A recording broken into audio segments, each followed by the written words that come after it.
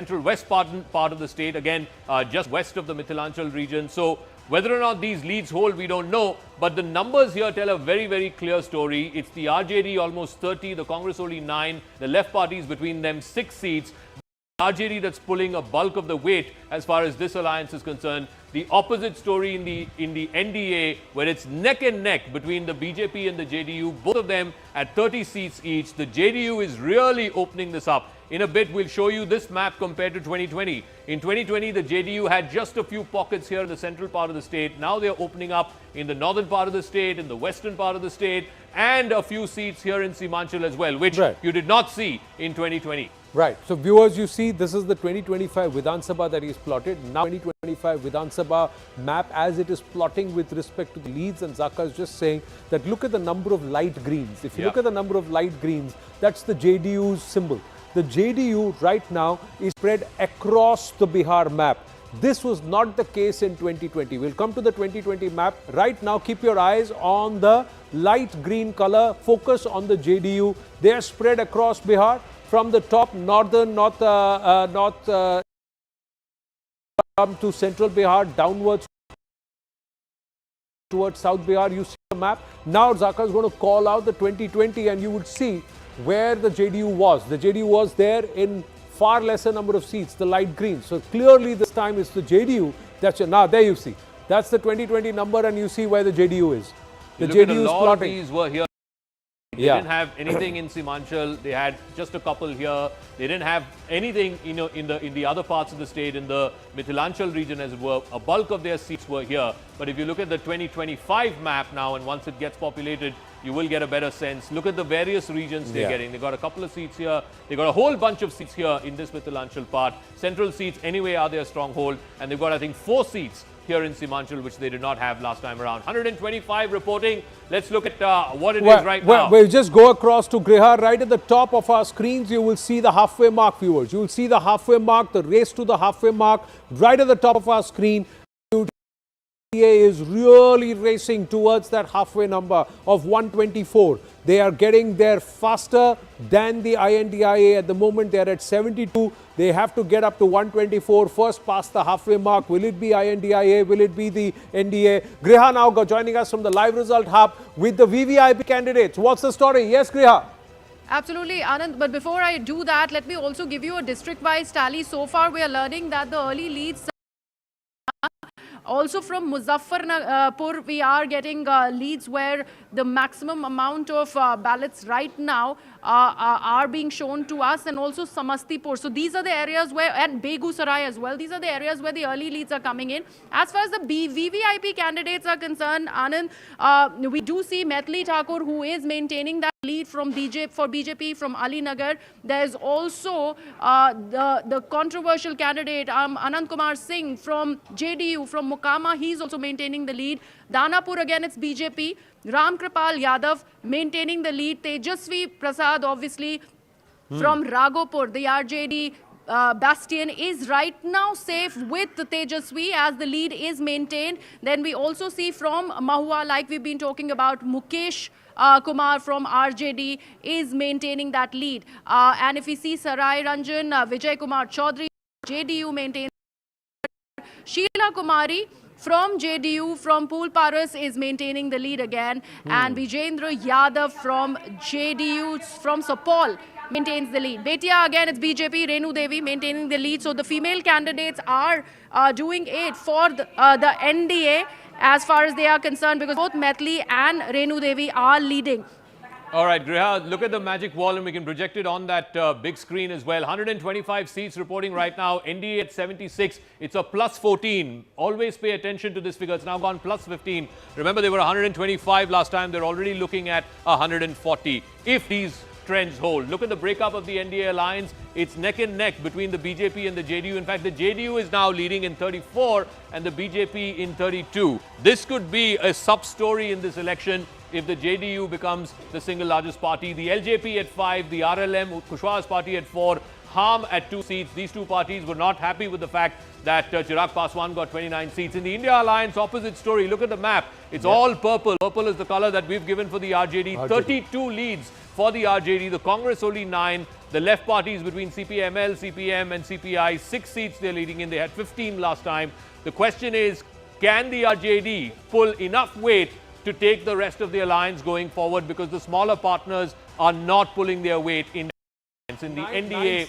Yes, go 9 ahead. seats of the Congress party right now, the leads. Now look at where they are leading. It's parts of the Simanchal and from the corners. That's where the Congress is actually leading, but it's not plotting as thickly as it should, given the number of seats that it is contesting. That means the only person that is pulling its weight and actually doing the batting for the INDIA right now is the RJD with 32 leads, and 32 leads mirror what, and it's neck and neck with the BJP and the with the JDU. So you've got 2 strong partners on one side within the NDA, and a third one who's batting hard but is on the opposite side, that is the RJD. Most importantly, like Zaka has been saying, the story, viewers, is the performance of the JDU, the strike rate of the JDU. The moment the strike rate of the JDU goes up and the BJP holds on to its own seats or its performance from the last time, then the margin will be far greater than 124 seats or 125 seats that the JDU NDA combined got last time. They will get to the 140, 150 number. And if this trend holds, then the NDA could just race away, and this matter would be settled beyond doubt, Zaka. Oh, absolutely. I just want to also flag off 2 regions that are still not reporting. Just south of Magad, we don't have much seats reporting here, and also in this western part, just west of Bhojpur. We aren't getting as many reportings from these places, but in the other regions, and I want to flag this off again, look at the JDU colors. It's there in the northern part, where they generally don't tend to do well. You've got a bunch of seats here up in the Champarans and again in the southern part. You did not see this in the 2020 map. You even have about 3 or 4 seats that they're leading in Simanchal. It may change by the end of the day, I don't know, but you didn't see this in the 2020 map. The JDU is present in pockets of green across various regions of Bihar, and I think that is the difference in this election. That seems to be supporters of the X-factor. JDU. Take a snapshot of this. Take a snapshot of this. 136 leads, and the JDU is there right up with 34, single largest party at the moment, just behind the BJP. 84 leads for the NDA, 49 for the INDIA. Yes, Griha is joining us from the live result. Yes, we have a word in on Kesari, RJD star candidate. He right now is trailing Anand. Choti Kumari of the BJP is right now leading from Chhapra. So the VIP candidate for RJD is not working. Kesari, Shatrughan Yadav is right now trailing from Chhapra, is what we are getting in. And it's Choti Kumari of the Bharatiya Janata Party who is leading from Chhapra. Shatrughan is not living up to his name as of now. But that's all as of now. These are all trends. These are all moments that people would have to say, savor, hold on, and some would hope these trends stay. Others would hope that they get reversed. Yes. No. I was just pointing out that you seem to be haunted also by the ghosts of 2015. No, I'm not haunted. But early trends, what do you make of it? The EVMs have not yet opened. So there's no point calling anything now. Yes. Early trends, I think the most important thing I have seen is the JDU recovering ground after the fall in 2020. That is extremely significant because that will actually also decide a lot of other things on the ground and in government formation. Rahul, quickly, and then I'll come to you. Just continuing that point, I think there seems to be greater synergy within the alliance partner of NDA. Everyone seems to be contributing in proportion to the number of seats they are contesting. On the other hand, alliance, there was lopsided, like RJD is really big party, it was contesting 143 seats, but it seems Congress, which was the party which is contesting 60 odd seats, almost 1/5, and their performance continues to be poor. When you delete 65 lakh voters, when you it is very important. जरा सुन लीजिए sir, फिर उसके बाद please add on. When you delete 65 lakh voters, mostly from opposition's voters, what do you expect on result day? Democracy cannot survive if the playing field is tilted even before the match begins. Hashtag SIR, hashtag vote chori. Guess who? Manikam Tagore. Moneycontrol category saying, but I think Zaka, we must on a more serious note look at this as if they are postal ballot. Counting is going on. Postal ballot people, they have a socio-political profile. We must take cognizance of it and wait and watch. Fair enough. I think the picture is far from clear now. But then you should say that to Manikam Tagore also. I think you have a better line with him. Yes, postal ballots, but I think what's important there, I think I'd reiterate the point being made. Yeah. The NDA alliance sees two important partners actually taking the alliance forward, whereas in the case of the India alliance, it's just one party which is doing the job there. And as mentioned earlier, if JDU is leading in 36 seats, I think if you look at the map where those 36 seats are, a lot of those are seats which they actually lost in 2020 thanks to the LJP's work in those seats. So they are recovering those seats, they are doing well in those areas. And that, I think, is an important development that these... I think when a party does well across regions, it's a sign that, you know, the wind is behind their back. Confidence hai, Babu. The Bihar election is about arithmetic, and you know, you see RJD is not doing badly, 35 seats. Yeah, of course. It's almost single-handedly pulling the weight. But No, there is vote chori. RJD, how is it? It is doing 65 lakh voters gone. How is RJD doing well? Yeah. Also, if these trends hold, then another very clear picture is that it's total decimation of the Congress when it comes to regional issues, right? Yeah. So this will have a multiplier effect on state elections in other assembly Listen to the local despite partner. yatra, despite yatra. Listen to the local partner ki local ground ka mudda kya hai. But one more point, I think, like Sir, please listen. I'm listening and Sir.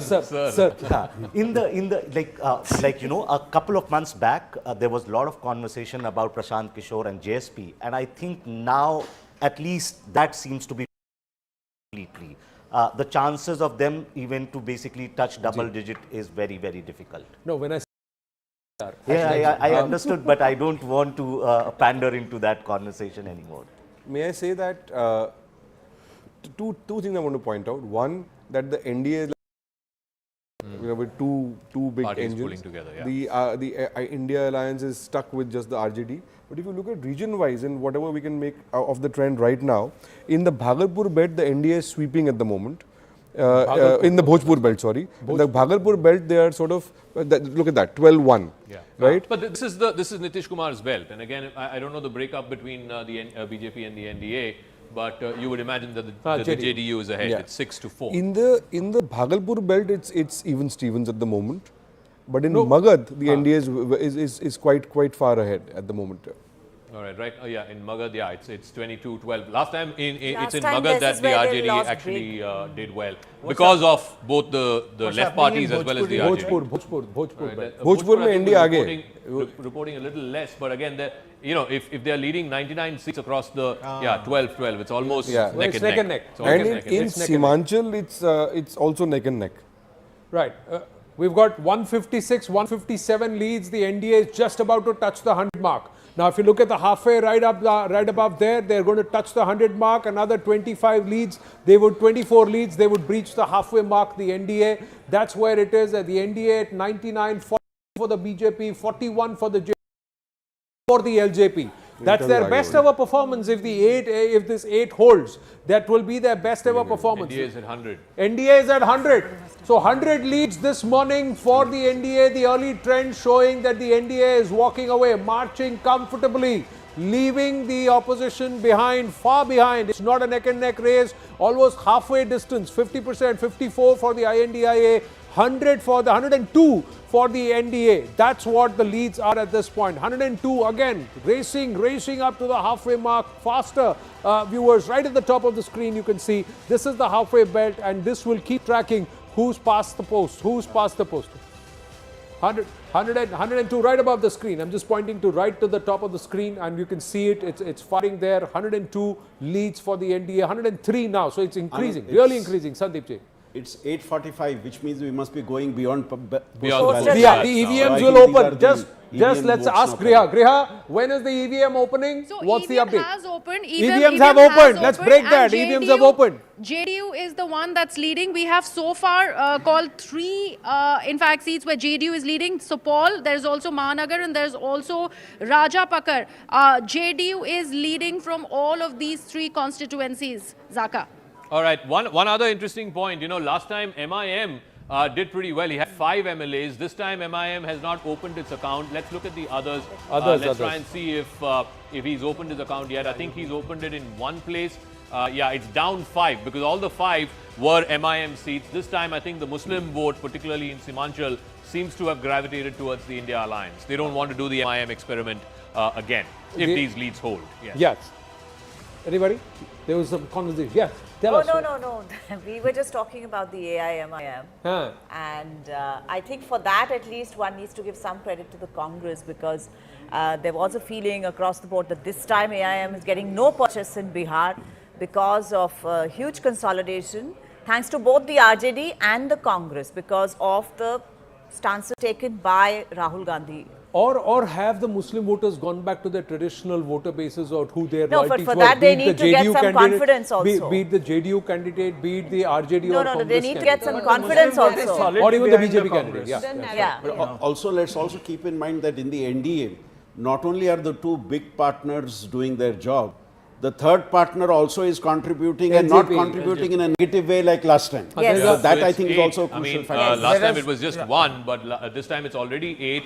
The RLM has 5, the HAM has 3. So the smaller partners, you're right, the smaller partners are also pulling their weight. Already just between these two, they are up 13 from last time. So that's a significant jump up. And Zaka, that VIP is not doing well. I mean, And that they have VIP an is not account doing well, and they were offered Deputy Chief Minister post also. No, for all that they did about Mukesh Sahni, because the moment they announced him as Deputy He's CM, still they not parked opened him. his account. VIP is still not opened his account. It's still He at was 0. worried that his brother, who's contesting, that they were going to buy out the candidate and the Congress had fielded another candidate there. And most exit polls were actually indicating that VIP. Importance of the LJP factor in this because of the last time when they were fighting against and they cut a lot of so somewhere out 36 seats at least they made the difference for of victory and defeat So right now for they're the India leading in alliance 8 last time. seats. 3 seats in the southern belt, south of Magad, 1 in Bhojpur. He's also got a bunch of seats here in the eastern part of the state. These are the 8 leads that the LJP is currently in. Yeah, interestingly, now the JDU and the BJP have opened up a lead against the RJD. RJD is less than 40 leads. The JDU is the single largest party 46. with 46 leads. That's BJP the story of 44. the election. RJD is at 39 leads right now. Yeah. JDU. All right. I mean, look at where the pockets from where JDU and BJP are getting. This part, of course, you would expect Nitish Kumar, but this part, the Mithilanchal part, you don't necessarily expect him to do well. Here in the Champarans, he's got 3-4 seats. Here in Simanchal as well, he's got about 3 or 4 seats where he's leading in. So I think, here, a bunch of seats right in the heart of the state, again, a bunch of leads. So the JDU is opening up in different regions, and that is an indication. That is an indication already. Remember, he's already at 46. Last time he only had 43. So he's already leading in more number of constituencies than last time. I suspect if these trends hold, this figure will inch closer towards 65, maybe even 70. Well, 105 for the NDA in terms of the leads out of 167. So we've got more than half the number of have leads coming to about 175, 180 leads. And let's look at this. ये JDU, NDA and Mahagathbandhan की cycle वहाँ से आ रही है धीरे-धीरे दौड़ा के and halfway number viewers is 122. The NDA is 107. So this cycle wise now 105 and even as he's coming down, well, that number has gone up. It's become 107. So that means very soon they will be past this halfway number of 122 and into comfortably getting into a position of being able to form government. Ji, The NDA has 2 out of every 3 leads. So it's Almost, in the leads it's leading into 2 out of every 3 leads. 107 and 58. Yeah, 109 and 58. So 2 out of right. every 3 leads are going towards the NDA. So this could be quite a runaway victory. 160 seems possible if these trends hold. And now, viewers, EVMs have opened. So we are also now into round 1 of counting across a lot of counting centers or the 46 counting centers. We just try and go to Griha at the live result hub to understand how many counting centers EVM counting has already begun, because these leads now are beyond the postal ballots. So they should start consolidating and settling very soon. Yes, Griha. Okay, Anand, we are still figuring out the routes of counting. Right now, we have about 4 leads that are coming in from EVMs, but one new player on the leaderboard, that is AIMIM, they have shown that lead, and there is one candidate from the AIMIM that is right now leading, Akhtarul Iman from Amor. So that's a new addition that we can tell you. So far, the EVMs have just about opened up. We are still seeing where the leads are coming in early on. But right now, we do see JDU is leading. Randhir Kumar Soni from Sheikhpura is leading. There is another BJP candidate, Pramod Kumar Sinha from Roxol, who is also leading. So all of these leads are coming The JDU in now fast. leads in 50 seats. The JDU now leads in 50 seats, BJP in 48, the RJD in 40. Interestingly, the left is leading in more seats than the Congress party.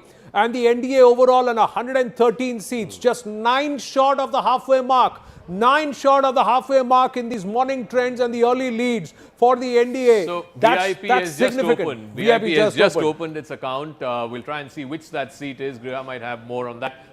But Congress leading in 9, but if you put all the left parties together, they're leading in 10. But the problem for the India Alliance, again, it's the RJD that's pulling its weight for the entire alliance. The rest of the partners don't seem to be pulling their weight. 40 for the RJD, between Congress, left, VIP, everyone put together, it's barely about 15 seats. But is the RJD strike rate also looking weaker than the last time around, Zaka? Absolutely. Is it looking weaker? The strike rate is looking weaker because A, they contested more seats this time around, and B, they're not winning as much as they did last time around. Whose strike rate is improving as far as the NDA is concerned? It's the JDU, because it's already +7 from last time. Remember, the JDU won just 43 last time. The BJP had won 75, 74, so they're down 24. But remember, they're fighting less seats this time as well. Last time they fought 115, this time they're fighting 101. So you have to discount that extra 14 seats. But the BJP, it seems, has sort of decided to play second fiddle this time around, giving equal seats to JDU, and JDU is backing up that faith by increasing its tally already at 50. Like I said, if it goes at this rate,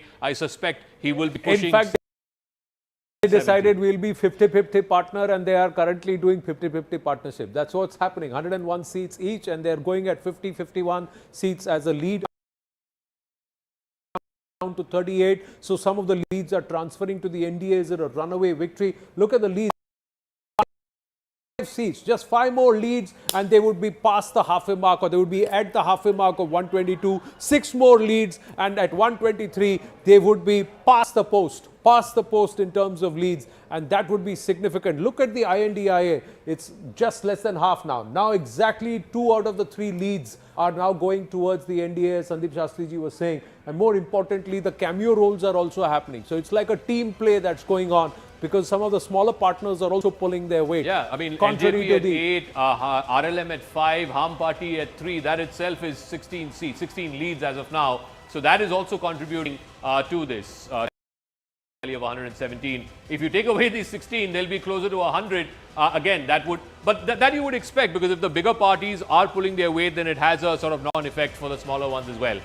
In the India Alliance, that's not happening. If this holds, you know, one thing would be very, very clear, that Rahul Gandhi's this yatra has damaged the alliance in many, many ways. One is that the whole optics of Rahul Gandhi preceding over Tejashwi there, who is the much stronger partner, you know, that actually pissed off the Rahul RJD. Gandhi Yatra seats, 135 out of 243. The NDA is leading in 90 out of those, and India Alliance only at 41. And so then clearly delaying it did have a the negative chief impact. ministerial candidate announcement from the Congress's side. I mean, Gehlot had to come in and then announce it, Correct. which No, Rahul should have done it. Correct. You know.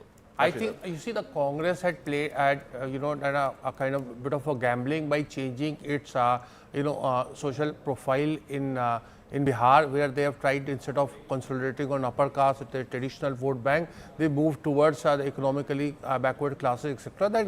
And took on JDU, you know, that vote constituency, which they have not been very successful as far as this trend goes. So I think that is something that is, so they experimented, which has failed, or a boomerang. So even on the Rahul Yatra seats, look at that. Congress only leading in 8, now. RJD leading in 27. So clearly there was a minimal impact of the SIR Yatra. No, क्या कह रहे हैं sir?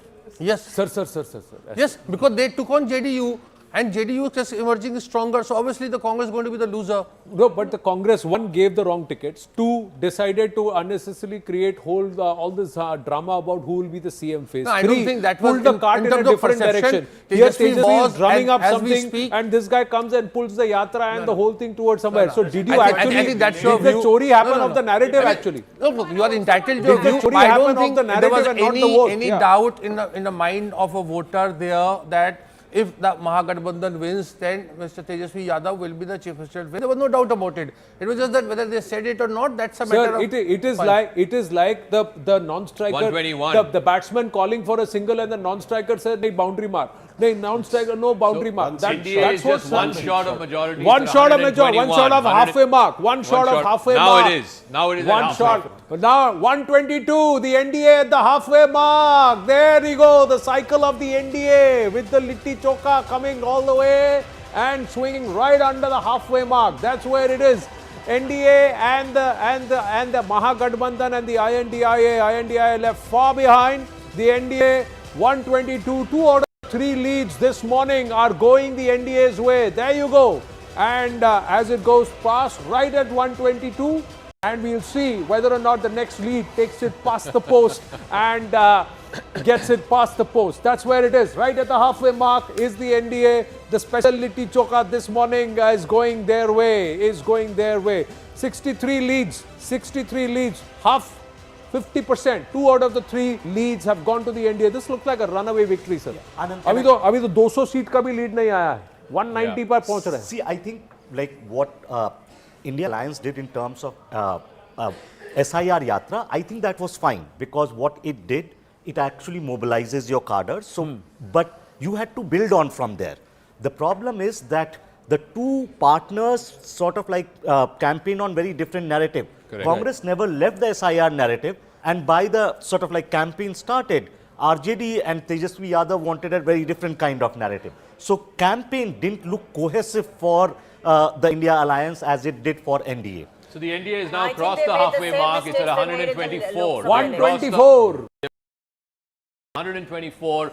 Big leads as far as the JDU is concerned. The BJP, JDU neck and neck. BJP is down 19 from last time. They had 75. The JDU at 53, already plus 10 seats. The LJP, RLM and the HAM are pulling their weight. There are 16 seats between the 3 smaller parties. But it's the JDU, BJP story all the way, and in particular the JDU story, because they are gaining 10 seats from last time. As far as the RJD India Alliance is concerned, again, the bulk of the heavy hitting is being done by the RJD. It too is getting from different parts of the state. From the southern part of the state, they should have done better. They did better in the southern part, south of Magad last time around. They haven't this time around. We're also awaiting more results from that part. But they're also opening up in the central part of the state. You would expect them to do well in Simanchal. But look at the differential between the senior partner and junior partner. 45 to the RJD. That's down 30. Last time he had 75. In fact, when there is on result day, they were the single largest party. They're down 30 from last time. The Congress at 19. They're down 9 from last time,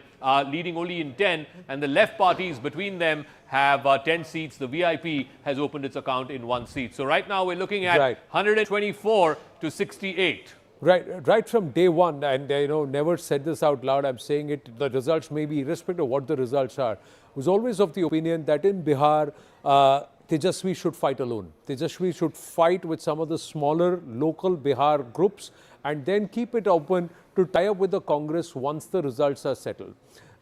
Perhaps the traction and perhaps the turnout and the strike rate of the RJD would have gone up far greater had they fought in more number of seats and done better rather than ally with the Congress. Yeah. Trends forward, the point which Rahul made about the campaign of the India Alliance not being cohesive, going together. On the other hand, if you look at the NDA campaign, though the JDU and BJP campaign were distinctive in their own ways, they were not pulling in opposite directions. Yes. The JDU focused on Nitish's government, the BJP focused on their central leadership and their governments in other states. So, in a sense, that complemented each other and did not lead to the challenges which you are seeing in the case of the India Alliance. Yes, There's also a story here to follow, continuing this discussion, that AIMIM, like the narrative that was built, that it's a B team of the BJP, I think that has worked. And then also the credit that was Congress, that they have consistently hyper-focused on minority issues and internationalized some of those issues. So I do think that that little shift has happened, although it does establish a 20-something% base, voter base for them. The rest of it has even region-wise, look at where the Congress has opened its account. 6 out of the 9 leads that they have right now are all in Simanchal. And you would imagine that that's that's the case, and that is how it's plotting itself on the map. But I think the problem... That's what happened in Delhi Assembly also, if you remember. The AIMIM voter, or those who the Muslim votes that did not want to vote for the BJP or the NDA, earlier gravitated to the AIMIM, now seem to have gone to the Congress, because last time those AIM candidates immediately after elections defected into and joined the RJD. So they said कि अरे यही करने वाला तो उसी को दे दें. Saket Mishra ji, good morning. Morning. ये तो बिहार आपके बगल में ही है, आपके जहाँ से आप आते हैं, ईस्टर्न यूपी. थोड़ा सा दूर, ज्यादा नहीं. पर आपको क्या लग रहा है, हवा कैसी चल रही है? हवा अच्छी चल रही है. I mean, it's a basic contradiction. I mean, when I stepping away from all the detailed discussions, I think one side there's a party that to whatever extent is believable in terms of what they want to do, the NDA, and they have a coherent program. The other side, you have a bunch of contradictory guys who actually do not have a common program, common ideology, except hate Modi. And that eventually cannot be a reason for governance. And Tejashwi, I suppose, has lost his value. So, you can have a chat GPT employment program, but without thinking, it doesn't really work. So let me ask you this. The last time around, the NDA and the BJP had an attack dog in Chirag Paswan who was attacking Nitish. This time around, there was nobody like that. Why the recalibration? And it was all Nitish all the way. Why? Because I think everybody realized that he is, in the circumstances, the best leader there is, and has the maturity to run the government and pull everybody together, and is performing, I would say, better than most chief ministers in the recent past in Bihar. Now with 200 leads, the NDA is at 130, better, 5 more than what they had the last time around. With 43 leads more to come, can the NDA cross the 160 mark now in terms of leads? If these trends, if these leads hold, is the 160 looking possible? Yes, it is looking possible, provided the numbers that are coming from the ground are actually correct, right? Yeah. Like if the EVM countings have become, these are now the counting centers, what they are reporting, these leads, moment it comes to 243, you will see more or less settling. Over the course of the next hour and a half, you will see the leads largely settling. Yeah, I think after an hour, things will become far more of course, India seems to have an advantage. No, because 2 out of 3 leads for that to be reversed looks nearly impossible, although anything can happen with respect to Bihar. I would still hedge that and say that. But in this case, if 130 out of 200 leads, 201 out of 42 seats more to be declared, is 160 for the NDA looking possible? It is looking possible, but personally, I can tell you that even if they get 125 seats, it doesn't make a difference beyond a point. A miss is as good as a mile. You get 1 or 2 seats over the halfway mark. You're forming the government. But does it matter if JDU is higher than the BJP? That will matter on the ground, because it show that a lot of things that we have been talking about in terms of the public discourse and among the people in that state, it has translated in terms of sentiment. Everybody says that, the Bihar election is about arithmetic. I thought that this time it was very, very sentiment driven. It will matter Sentiment-driven. for 2 reasons. Last time the BJP became much larger than JDU. So there was this whole thing that this is Nitish Kumar's last election, he's wiped out, all of that. Also that he could be removed as chief minister at a later point. If he's far bigger, then it in Bihar, but also for national politics. Because Nitish Kumar's importance for national politics becomes far more important. He becomes as powerful as Chandrababu Naidu. Within the central government. Right now the breakup is BJP is leading in 59, the JDU in 54, but the JDU is up 11 from last time. The JDU won just 43 because 30 odd seats, the LJP factor hurt the JDU, so the JDU has picked up.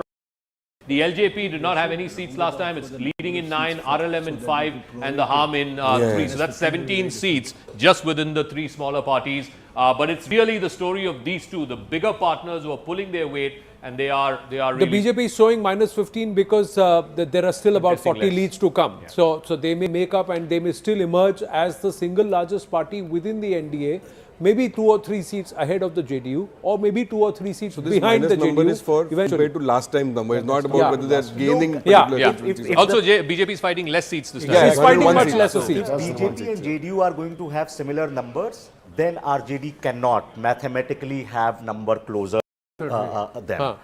So then, in case the fight is going to be between JDU and BJP, who emerges number 1, and given like just 202 out of 243, if you project that number, NDA will be 161. Well, 130 leads out of 202 leads. 130 leads out of 202 leads for the NDA, 2 in 3 going towards the NDA as of now. That's what it's indicatively looking like. Now there is a little bit of a slip. NDA now comes down to 129. See, now these leads will start transacting a little and swinging a little. But we've got Suhail Seth also joining us. Suhail ji, good morning. Good morning. Bihar settled lag raha hai aapko? I still think it's even Stevens. I don't think you can call the election in any which way. I'm only worried about what Prashant Kishore said once in an interview where he said he doesn't want to be chief minister, but he wouldn't mind being kingmaker. So depending on how Jan Suraj does, it's still Jan Suraj is leading in 3 seats as of now, Suhail ji. So well, he can't be kingmaker. I can't imagine him even making a pawn, if you take the chess analogy. But it's still early.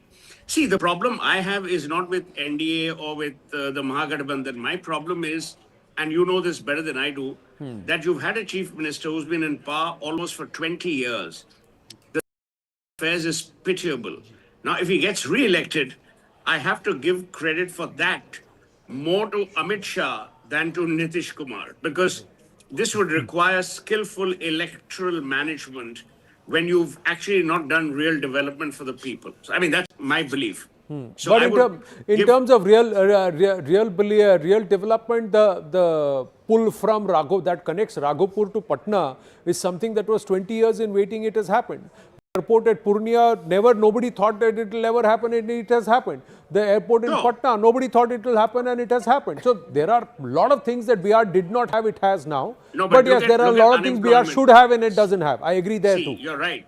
But look at unemployment. People, infrastructure money is spent by the government. Most of it, as you know, is stolen by contractors who have a deep nexus with the politician. I'm talking about jobless growth. I'm talking about employment. I'm talking about people having not to migrate out of their home states. You know how many people from Bihar, especially, are actually moving out to different states because they don't see a future for themselves. And by the way, many years ago, and I must flag this off because it'll be of interest to your viewers, I wrote an article where I said, look at the irony of Bihar. 50% of the doctors at that point in time in All India Institute of Medical Sciences were from Bihar. And so were 50% of the patients, which means Bihar hadn't developed its own healthcare infrastructure. Second point I made is 50% of the IAS officers at that point in time were from Bihar. And yet Bihar's development suffered. So there is a tinge of irony that we must contend ourselves to. No, I think in terms of a mission statement for whoever forms government and the Bihar 2025 has to be that the Biharis should not have to go out of Bihar. Absolutely. I think that has to be, in terms of, it should not be forced. It should have the option to, but should not be forced. There should be enough and more that should be for them to stay back. Just quickly going across to Shivani over in Patna. Shivani, you got a lot of guests around and people. What's the mood with the early trends coming through? Whose shoulders are drooping and whose are not? Yes, so mood here is, Anand, is that these are unexpected lines. The big parties, BJP, JDU and the RJD are all pulling their weight. Their numbers are not surprising to anybody. But I want to get you the story of the supporting acts. I have with me the LJP, the Congress, the HAM, even Jan Suraj. I'll get quick reactions from them. LJP fought on half the seats that Congress did. But your strike, it's going to be much, much better. LJP's number and Congress numbers are virtually the same. And that is where the story lies between the two alliances. Are you happy with the LJP numbers so far? Of course we are, but I'm sure in coming time we are going to increase our seat and to exact poll. We are very happy. We are going to make government with the thumping victory. And Congress was supposed to be the laggard of the Mahagathbandhan, and the numbers that are coming out, just about 10-11 leads for the Congress party. You are going to bring down the Mahagathbandhan. No, it is not like that. This time we have, since 9 months, we have worked hard on the ground, and it is the only party who raised the issue of the Bihar and Biharis, and we are fighting for the right of Biharis. So I can bet you, and I'm very sure that as the time progresses and as the ballot magical box opens, the number will be in favor of Congress and India. But the BJP allies are doing well, and HAM is also with us. Happy with the performance so far?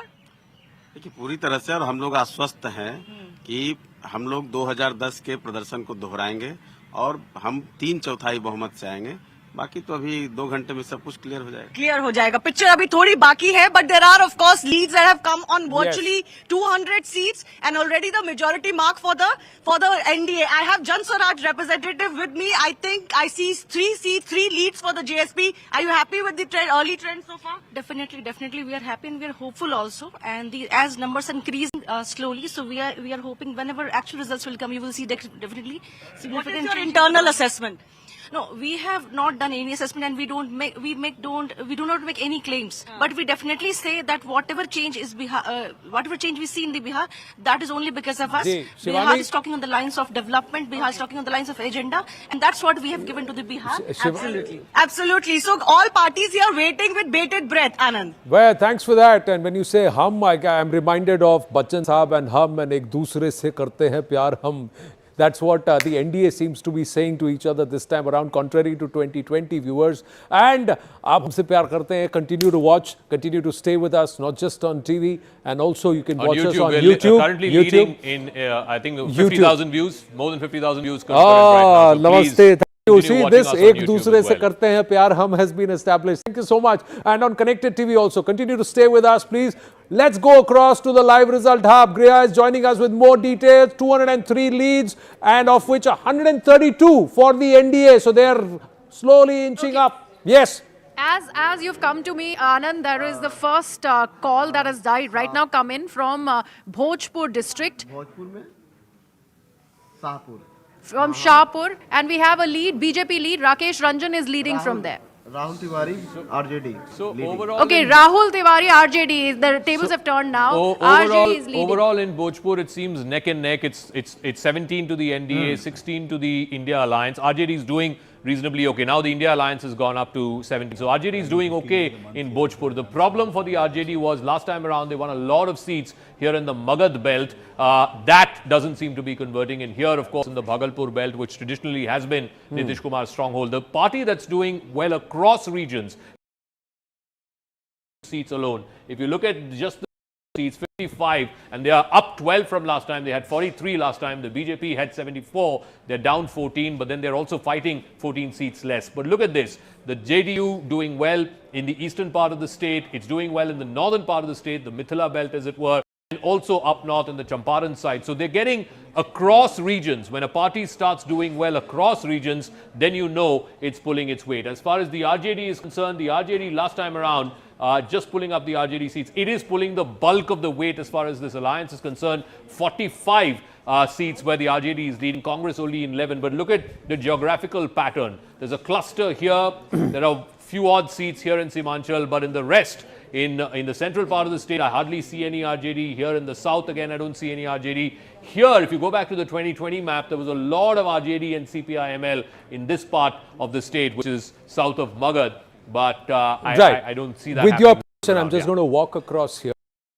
चकल्लस चल रहा है मुझे बताइए ये तब से आपके बीच में ये गुफ्तगू चल रही है what is it that you're discussing and there was some slicing dicing and all going on what were you doing मिठाई का flavor कौन सा those rasgullas we saw at somebody's house that was gulab jamun now this is deflection viewers they are deflecting they were talking something else we were actually talking about development I mean in this case it was just a little bit about Bombay but I think it's about the theme of the center and the states working together and improving things that haven't been done for years. Okay. So whether it was Maharashtra, whether it's UP, and I think increasingly you talked of the airports, etc. in Bihar. Yeah. I think the same story is going to continue. Bihar has. Let me, I mean, there's a constraint. Let me hazard a guess. Yeah. I think they were talking about whether they're going to be Devendra in Bihar or not, or there will be Eknath Shinde's continuation. No, sir, that conversation of talking totally diametrically opposites was Tejashwi and Rahul Gandhi, sir. One was talking unemployment, the other one was talking boat chori. But you are saying you disagree with Sohail Sheikh?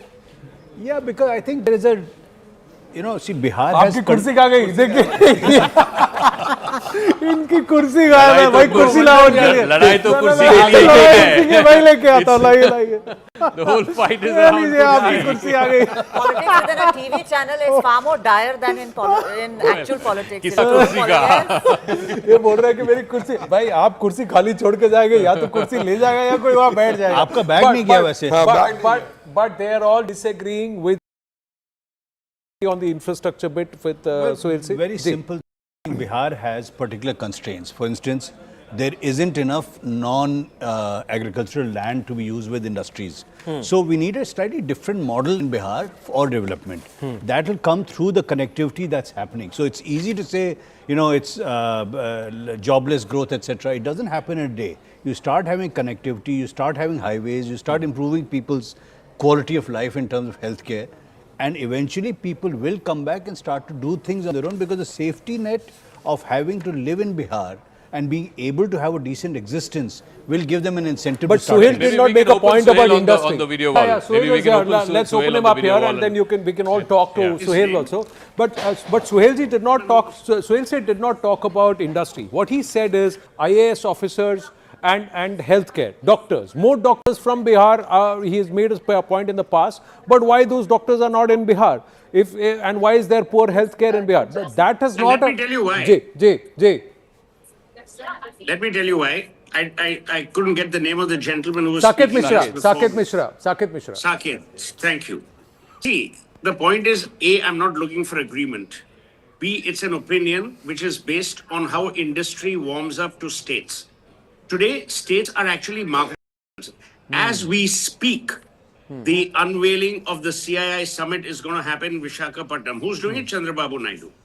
Nitish Kumar started off early in a very dramatic and positive manner. If you recall, Anand and Zaka, you will remember that Nandu Singh, NK Singh, was appointed as the chief economic advisor for the state. I will only give you one real life instance to counter what Saket was saying. We all went to Patna, and there's a hospital there called the Guru Tegh Bahadur Hospital. It's government run. It was in a pitiable state, still is, by the way. I'm talking about 20 years ago. And there was an offer made to do a public-private partnership. And who objected to it? The government bureaucrats, because obviously they were going to make money of the hospital as they always do. It is not right for anyone, including Saket or me, to say this had happened, that is. My issue is as follows. A, you don't need highways to attract people. You need safety, you need law and order, and you need the willingness for industry. Now, hear me out. Services, businesses don't require highways when I last. So let's not even go there. Today, Bihar is portrayed in a negative way on Jamtara. You think the average Bihari youth is not bright enough? He's far sharper than most of us imagine. Right. There is no services business. There's no services in Bihar to the extent it could have had. Number two, healthcare is not there to the extent it could have had. My point is, for 20 years, now if you tell me you built one highway and one, a road and 3 projects, damn good. You shouldn't be given a gold medal for that. Who's spending? Government. Right. So, Suhailji, okay. Yes, Nalin has a point. Yeah, Nalin. So Bihar has grown at a CAGR of about 11% over the last decade, which is the 9th fastest, on par with UP, but below Madhya Pradesh and below, of course, the richer states of Andhra, Gujarat, Karnataka, and so on. But from a low base. From much lower base, of course. So the point I'm trying to make is now, it's real, in real terms, growth has been 6.4%, but if you look at the per capita income, I'm coming to what Suhail was saying, Bihar's per capita income is 33,966 rupees a year. UP is almost double at 51,898, and even Jharkhand, which broke out of Bihar, is almost double of Bihar at 64,347, right, per capita. So that is the nature of the economy of the state. Janardan है if they think दाग अच्छे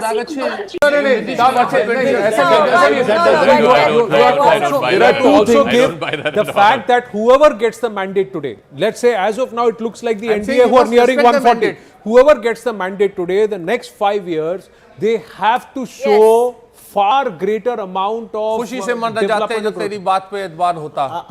आनंद देखिए, अगर नीतीश बाबू को नहीं चुनते तो बिहार में अब भी जंगल राज होता है। मैं आपका तुम बिड़ा रहा हूं। I've also maintained in previous programs, I think it's also the failure of the anti-incumbent, the opposition, that they've not made this the number one issue. If today jobs was the number one issue, we wouldn't be looking at NDA 129 and opportunities was no, exactly. But this is the last election.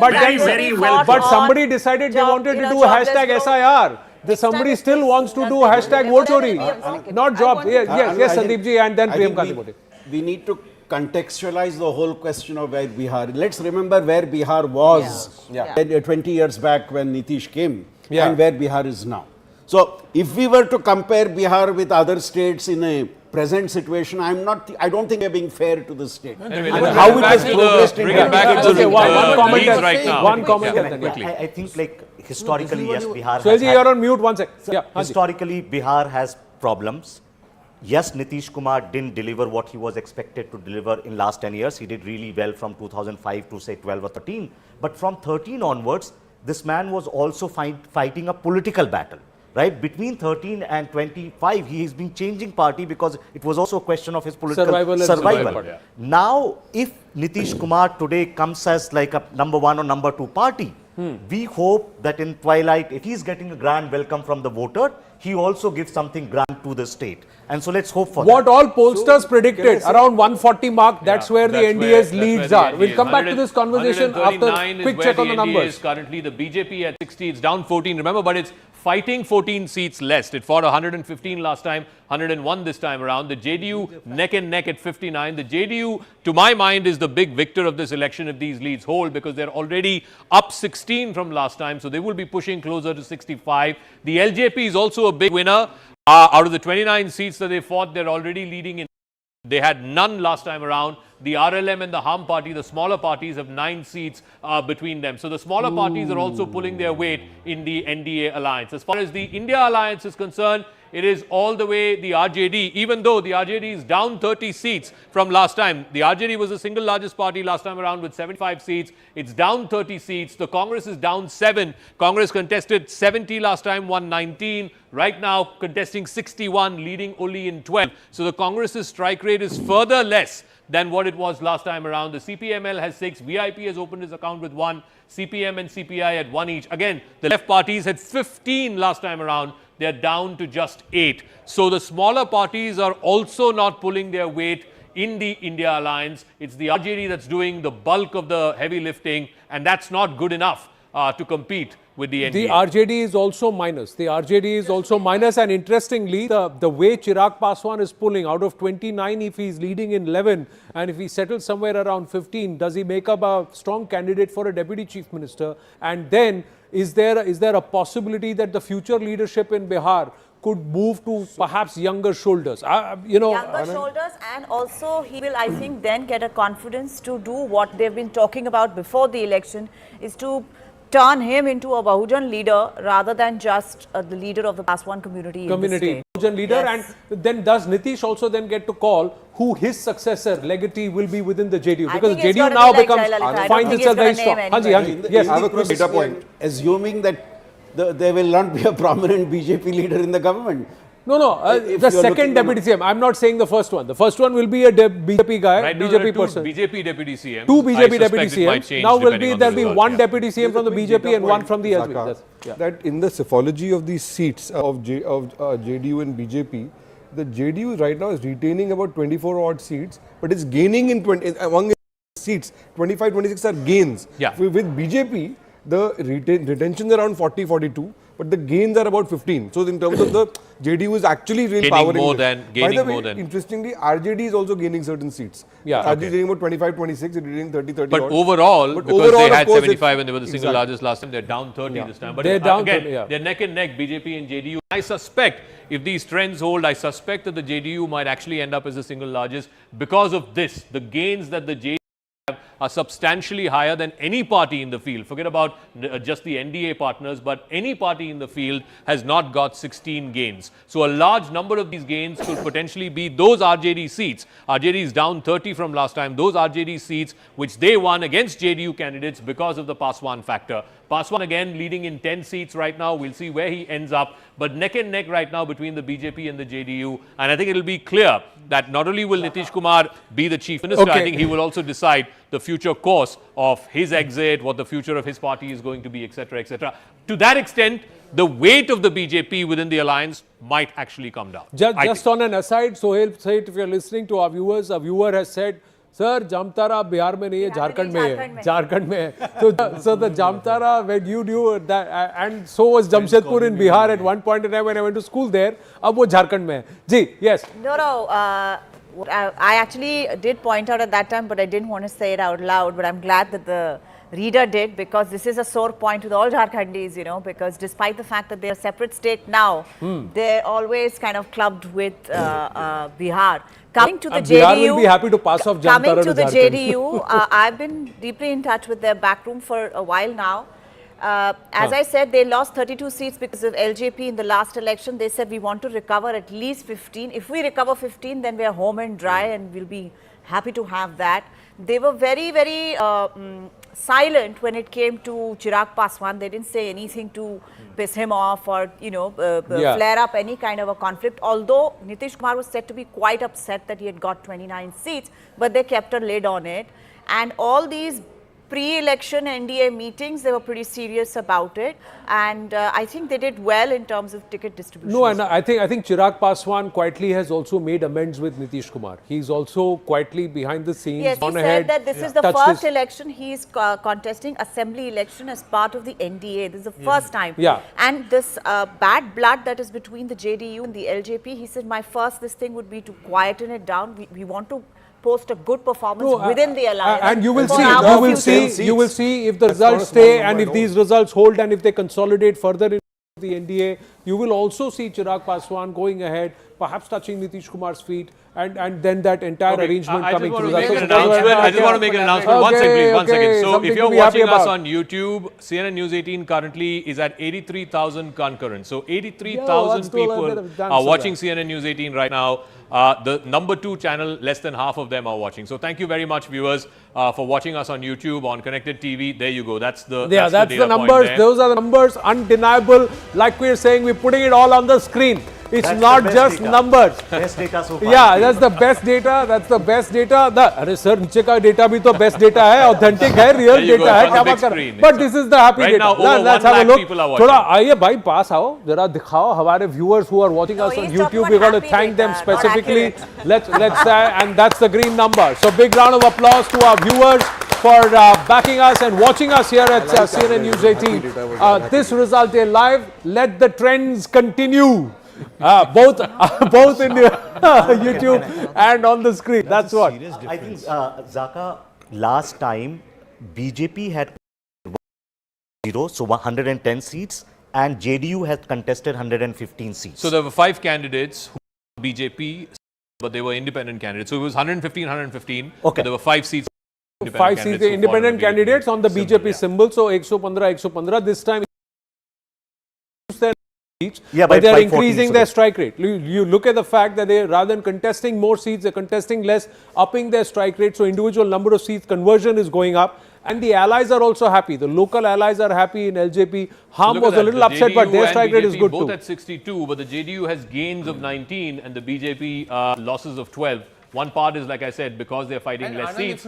But yeah, Zaka, if you look at the 146 now, sir. 146. If you look at the India Alliance story, of course they are failing and faltering, but all constituents are actually, constant. It is not that the Congress is, dipping. Even the RJD is not doing well, and some of the smaller allies are doing very badly. That IP Gupta party, that other VIP. And the Congress performance is not that bad in that proportion. Sir. Yes, down to 14 out of 61 seats. Sir. Because they had 19 last time, they're leading only in 14. They're down 5. But you look at RJD. No, but look at RJD, you look at VIP. Every India constituent is going down. That is what I'm saying. So the alliance is failing. That is because, sir, the team loses if you don't play cohesively. Team loses because sir, one says let's go for a run, the other one says no, I'm going to stand here, going to go for a boundary in the next over. Is clearly a story of alliance chemistry. Alliance chemistry in the NDA alliance was very visibly there. Yeah. Whereas in the opposition alliance, the numbers clearly indicate that there was no gelling between trust the factor on Nitish, alliance chemistry. Two pearls coming from Sandeep. Yeah, Priyam Gandhi Modi. Yeah, no, about the Congress story, I mean, it's a bad number. Like saying that it's still justifying like that's no, but you should give the book to Tejashwi Yadav and ask him what if there was no Congress in your alliance. Exactly, that would be a whole different story. You should actually give your book to Tejashwi Yadav and say what if there was no Congress in your alliance. I think there is a fundamental issue with the opposition alliance, which is that all these guys have traditionally opposed the Congress. fundamentally for the Congress, and whether it is Samajwadi Party or it's RJD, it's an existential issue.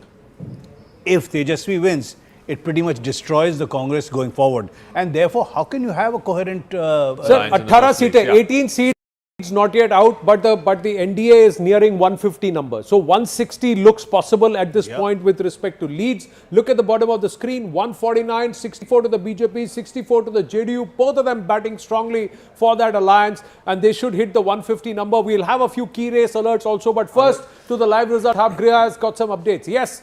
Okay, one update that we are getting for you, Anand, is coming in from Patna Sahab. Congress candidate Shashank Shekhar is leading. But I would like to get in an update on the rounds of counting like we have been looking at as far as EVMs is concerned. So first up, we are getting a lowdown on Bharatiya Janata Party, the number of constituencies that the BJP is leading on. And right now, the details that we are getting in is that the first round of counting is currently on, except in...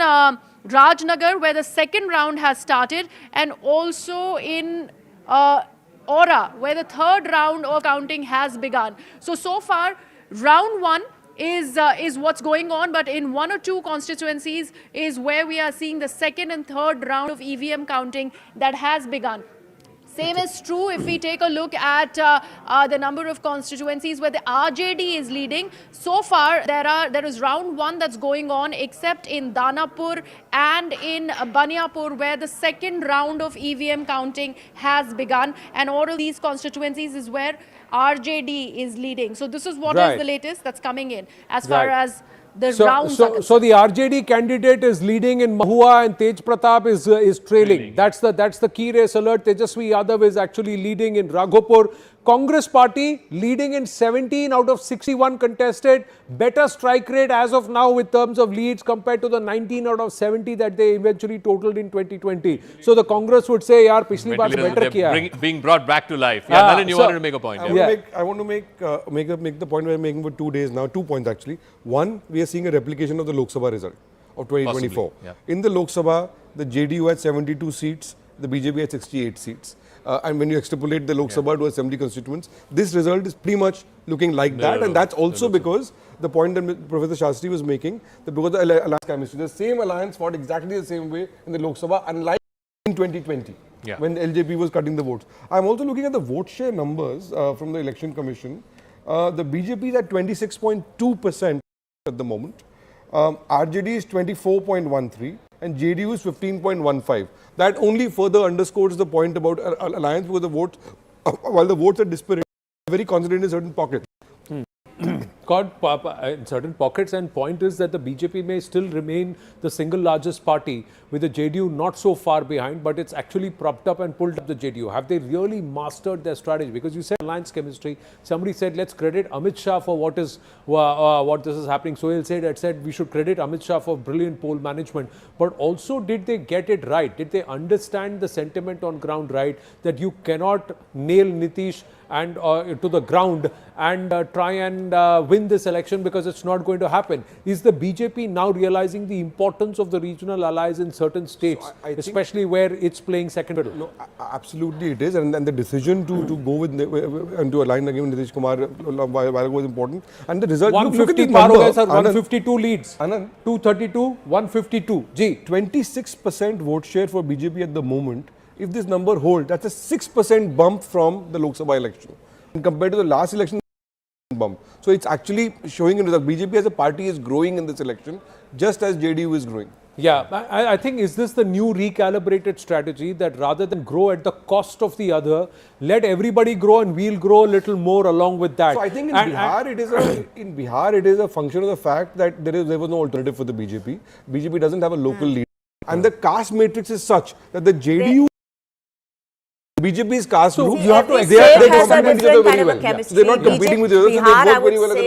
Always stuck between the politics of social justice and Hindutva. Unlike in UP, Hindutva does not have a statewide appeal and a largish base where you can hit the critical mass of forming the government on your own. So it's always been a situation where the BJP needs the help of one of these socialist, old socialist mandal wala parties, you know, and Nitish has always been their No, but steady ally what happens after since that? 95. No, Nisula, what happens after Nitish? I mean, you've been saying that this is possibly his last election. What happens? Does Bihar also mirror UP then? No, I don't think so. I think there will be some sort of a recalibration of that old kind of a politics in a new way, which Nitish did in 2000, which is when he created, from the larger mandal bloc, he created his own NDA vote is, as bank. per election, with the NDA has more than 50% vote share. फिर तो election भाग जाएगा sir, एक तरफ भागेगा. वो तो एक तरफ भागेगा. But I think it will depend on what will happen to Bihar politics, the kind of decisions BJP is going to make. If BJP makes a Jharkhand-like decision, they will pay the price of that decision in next election also. No, which is what? Say that you again got a non-tribal chief minister. No, I think it's, with this result, it's very clear that Nitish will be CM. I don't No. in a post-Nitish kind of decision, right? And so it will, see, BJP tried 2 deputy CMs last time, 2 deputy CMs this time. None of them have been able to emerge as sort of like नहीं कर पाएंगे sir. And in Bihar, it's, I think somewhere it is very simple. You have to defer to Nitish, and you have to allow Nitish to announce his legatee. Nitish Kumar has to announce his legatee, whether he announces the legatee from JDU, from BJP or anywhere. And for all you know, he will announce somebody from the JDU, and somebody is being groomed, quietly being groomed to take over. I don't think he's going to announce a legatee. I have a feeling he's going to be like Jayalalitha.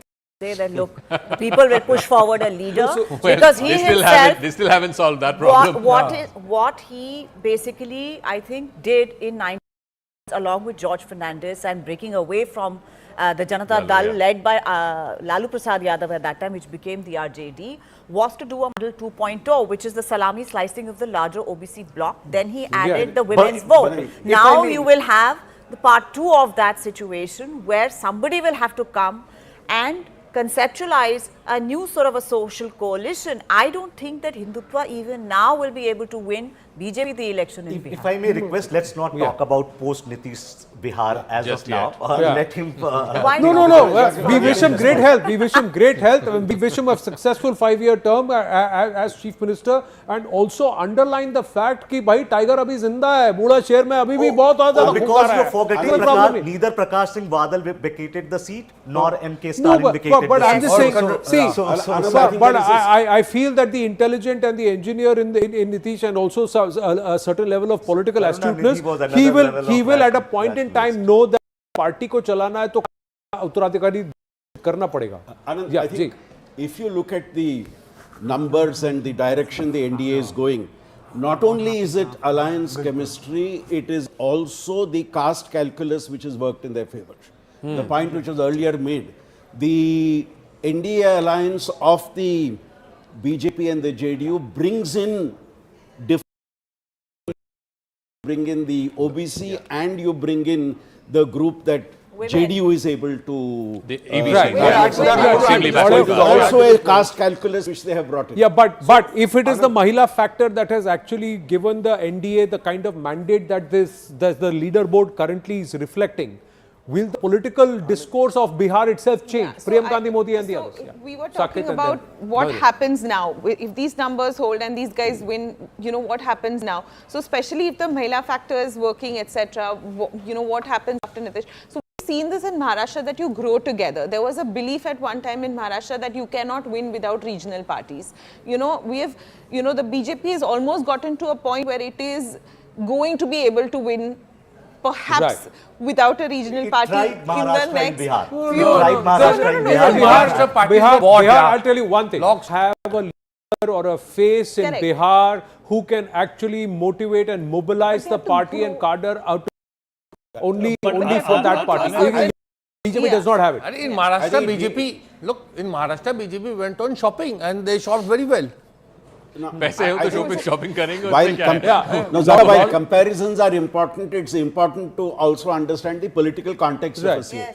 Bihar is not like the other states of the country, and the type of alliance the BJP has built up in Bihar is very distinct, and the fact that they had to retain Nitish as part of their alliance indicates the importance of the regional parties for the BJP in Bihar. Yeah, and And also, therefore that also where explains- Nitish also realized No, no. that he can survive and he can prosper only with the NDA and with the BJP. And therefore, He also even made if the amends with BJP Modi, right? emerges as the single largest party in the NDA, I don't think that would imply any chief minister change. You will still have to go with Nitish Kumar. No, Nitish will be the chief minister. It is just is there a post-Nitish era in the horizon, and should all parties prepare for that in Bihar, especially within the NDA? That's one question. What they will do in the next 5 years under Nitish Kumar, if these results hold, we'll have to see. Now the lead has slipped down under 150, it's 149. I think there is one other change that will happen in the next 5 years. If you looked at Hindutva, it was supposedly worked pretty well as an umbrella strategy. I think in Bihar, we have what Professor Shastri said, they've got the caste equations right. But if the BJP and the NDA, I would say overall, is smart, they will shift the narrative to development. Now, it's not the development of Maharashtra, but it's a development of something that is unique to Bihar. Any discussion of post-Nitish, frankly, doesn't really make sense because he's going to be there. Yeah. So, next 5 years, they're going to plan what they're going to do. Just another 6 seats to go, of which the leads have not yet come. They have not yet been plotted, viewers. And the NDA has crossed the 150 number again, 152 leads. If those 6 seats come, will this further go inch towards the 160 mark? That's the target that was set by the NDA for themselves. Yes, Nalin, and then Rahul. So, one of the reasons why Bihar is different, and the point that Professor Shastri was making about the alliance politics. Bihar, unlike UP, so for example, Bihar has about 10% more forward caste than UP. Bihar has about 4.5% more Yadavs than UP. The 17-18% Muslims roughly. Those get in UP they get divided up, but in Bihar they go either to Congress or RJD. And most importantly, UP has BSP, which cuts about 10%, 12% of the vote, which is not there in Bihar. Which is why alliance matrix in Bihar becomes specifically very, very important. And the BJP's sort of vote base is a very nice complementarity with JDU's vote base. They both need each other significantly. And it's transferability of votes, which is perhaps not happening in other places. See, I think Bihar is distinct in the Hindi heartland. Bihar is the only state where BJP never had a CM. In all other Hindi heartland states, BJP had a CM. Second, Bihar politics has always been delivering a coalition government, whereas UP and other states have started delivering single party majority. And the reason that's happening, BJP in Haryana or most states where it entered after 2014, what was the strategy? Basically create a wedge between the OBC caste and a Dalit caste. In Bihar, Nitish Kumar had already done that. He had done the Yadav minus EBC mobilization. He had done the Paswan minus Mahadalit mobilization. Yes. So in that sense, it leaves very little space for the BJP without Nitish Kumar. Right, Sohail Seth is also there. Just a quick word. Sohailji, you've been listening. Your thoughts? My worry is not about Nitish Kumar at all. And by the way, no leader, no politician leaves power on their own violation. Either God calls them or the population calls them back from their offices. My concern here is about the future of the Congress. And since he is there, and he's one person who knows the Congress better than perhaps most people do. My worry is, how long will the Congress continue its massive decline because of this intellectual giant they have leading them? Because what is happening is you're destroying a great alternative. I'm not bothered about whether it's Gandhi or Modi or whoever it is. In a democracy, whether you like it or not, Congress is the only other pan-national party. And for the Congress to be consistent both in its decline and something that is worrisome. So since Rashid guides Rahul Gandhi on a daily basis and is the closest advisor to Priyanka, let Rashid weigh. This is what we're going to do. Room, by the way. Swapan Das Gupta is getting mic'd up. Rashid bhai, please come back into, come to me. Come here. Rashid bhai, come here. This is all live, that's all right, no problem. Our viewers are understanding what we're doing. Aye, Rashid bhai, idhar aye. That question was to you, so you have to answer. I'll get to use my mic. Come. Share kar lenge, usme kya? Mr. Sohail Seth has he's like a friend. He always exaggerates. He knows that nobody can advise, Gandhis, particularly Rahul and Priyanka. Like you, I'm an independent observer, and we do comment, take a livelihood out of it. But capacity to advise. Who has written more books on the Gandhis, which even the Gandhis can't read? I've written on Scindias also. So I mean, I don't advise them. About people who difference. You see, the Gandhis need to sort of reinvent and look at, they think that it is their, duty to take it's called entitlement. It's a simple word, entitlement. नहीं वो बोल रहे हैं कि कांग्रेस का क्या होगा ये लीडरशिप कब चेंज होगी Well, I would say the corpse is still alive and kicking, so it will continue. Anand, there's an old saying in a particular play. It says, "Operation successful, patient dead." That is the surgical prowess of the Congress party I think today. the test of Congress will come in the next round of assembly elections, where will be a direct contender. You said that 10, 11 years ago also. कि उनका time आएगा, उनका time आएगा, उनका time आएगा. 11 years ago they won in Kerala. Now see, by that logic, they also won 2 MLA seats in UP. Now, Rashid, if you have to defend them, don't thank you. defend them. Itna, No, thank you, Rashid ji. You're going to get some grub. We got Swapan Das Gupta ji is also. Welcome, sir. Welcome. Thank you very much. आइए, कुर्सी आपके लिए vacate कर दी गई. देखिए, आपके लिए कुर्सी तैयार है. Yes, yes, Zaka. Just quick check on the map. So it's 150 par as it were for the NDA. Just a breakup of the alliance partners. The BJP at 68, the JDU at 68. I keep looking at the gains. For the JDU, it's a 25-seat gain from 2020. BJP is down 6, but remember, the BJP is fighting 14 seats less this time. The LJP, and I think this is a pretty good record. Out of 29 seats that he's fighting, he's leading in 14, the Ham Party in 4 and the RLM in 2. But really, I think the story of the NDA alliance is the revival of the JDU. And if you look at the map, it's across. The light green of the JDU is across different regions, whether it's in Bhojpur, whether it is in Magad, whether it is in the Bhagalpur belt, or even in Mithilanchal. They seem to be doing across regions. And when a party does well across regions, it's pulling it. So it's neck and neck between the JDU and the BJP as far as the NDA alliance is concerned. India alliance, on the other hand, it's a different story. The only color you see largely is purple, which is the RJD. But even the RJD is 20 seats down from last time. Last time the RJD had 75. They're down to 52. The Congress had 19 last time. They're down to 17. Again, the left parties, between all of them, CPML, CPI, CPM, they had 15 last time. They're down to 7 seats. Zaka, the leads have been at 238 for a while now, but the NDA seat count has been going up. It went up from 152 to 157. That means increasingly, as we are plotting Bihar live for our viewers, as the results are coming in, the leads are coming in, viewers. The NDA is pulling more seats away from the INDIA. Swapanji, welcome. Please, your thoughts. My apologies, you are Swapan and Swapan Das Gupta. I end up saying Swapan Das. My apologies. पहले ही माफी मांग लेता हूँ. Swapan जी बताइए. Well, thanks for getting the ethnic things right. But I think what's very clear is that this is quite an emphatic mandate. What at least it appears to be at present.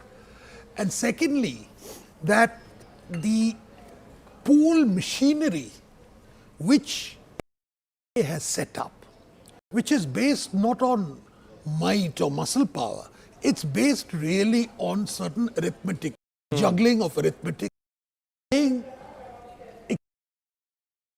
caste politics at times, class politics at times, other factors, whenever it suits them. That seems to have worked again in a very good way, just like it did in Delhi, where really it was the organization at the micro level which played the part, and in Haryana, which too again.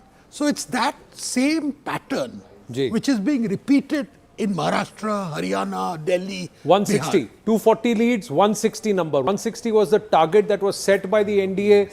3 more leads that have yet to come, and they seem to be continuously moving in one way. Is this holds? Yeah. And we are getting into the second, third round of counting in a lot of the counting centers. First round of counting of EVMs is already done. 46 counting centers and all. Yes. Trend start when a party or an alliance is ahead. 161 now. As it closes, they tend to get the advantage. Pull together. So I will not be surprised if that goes even higher.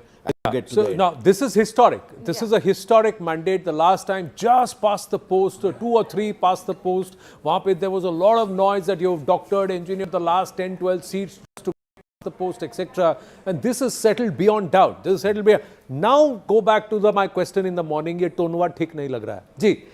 No, I'm going to go back to that development-led growth conversation, because I think now that for the voting pattern to change from like the caste politics to development-led, performance-led voting. You know, going back to again what Mr. Seth said, that infrastructure is very much required. I think that increases and changes aspirations of people, and I think that's where BJP kind of brings in its strong suit also in that double engine Sarkar performance, and I think that's the game changer here. Look at it. Sorry, I'm interrupting.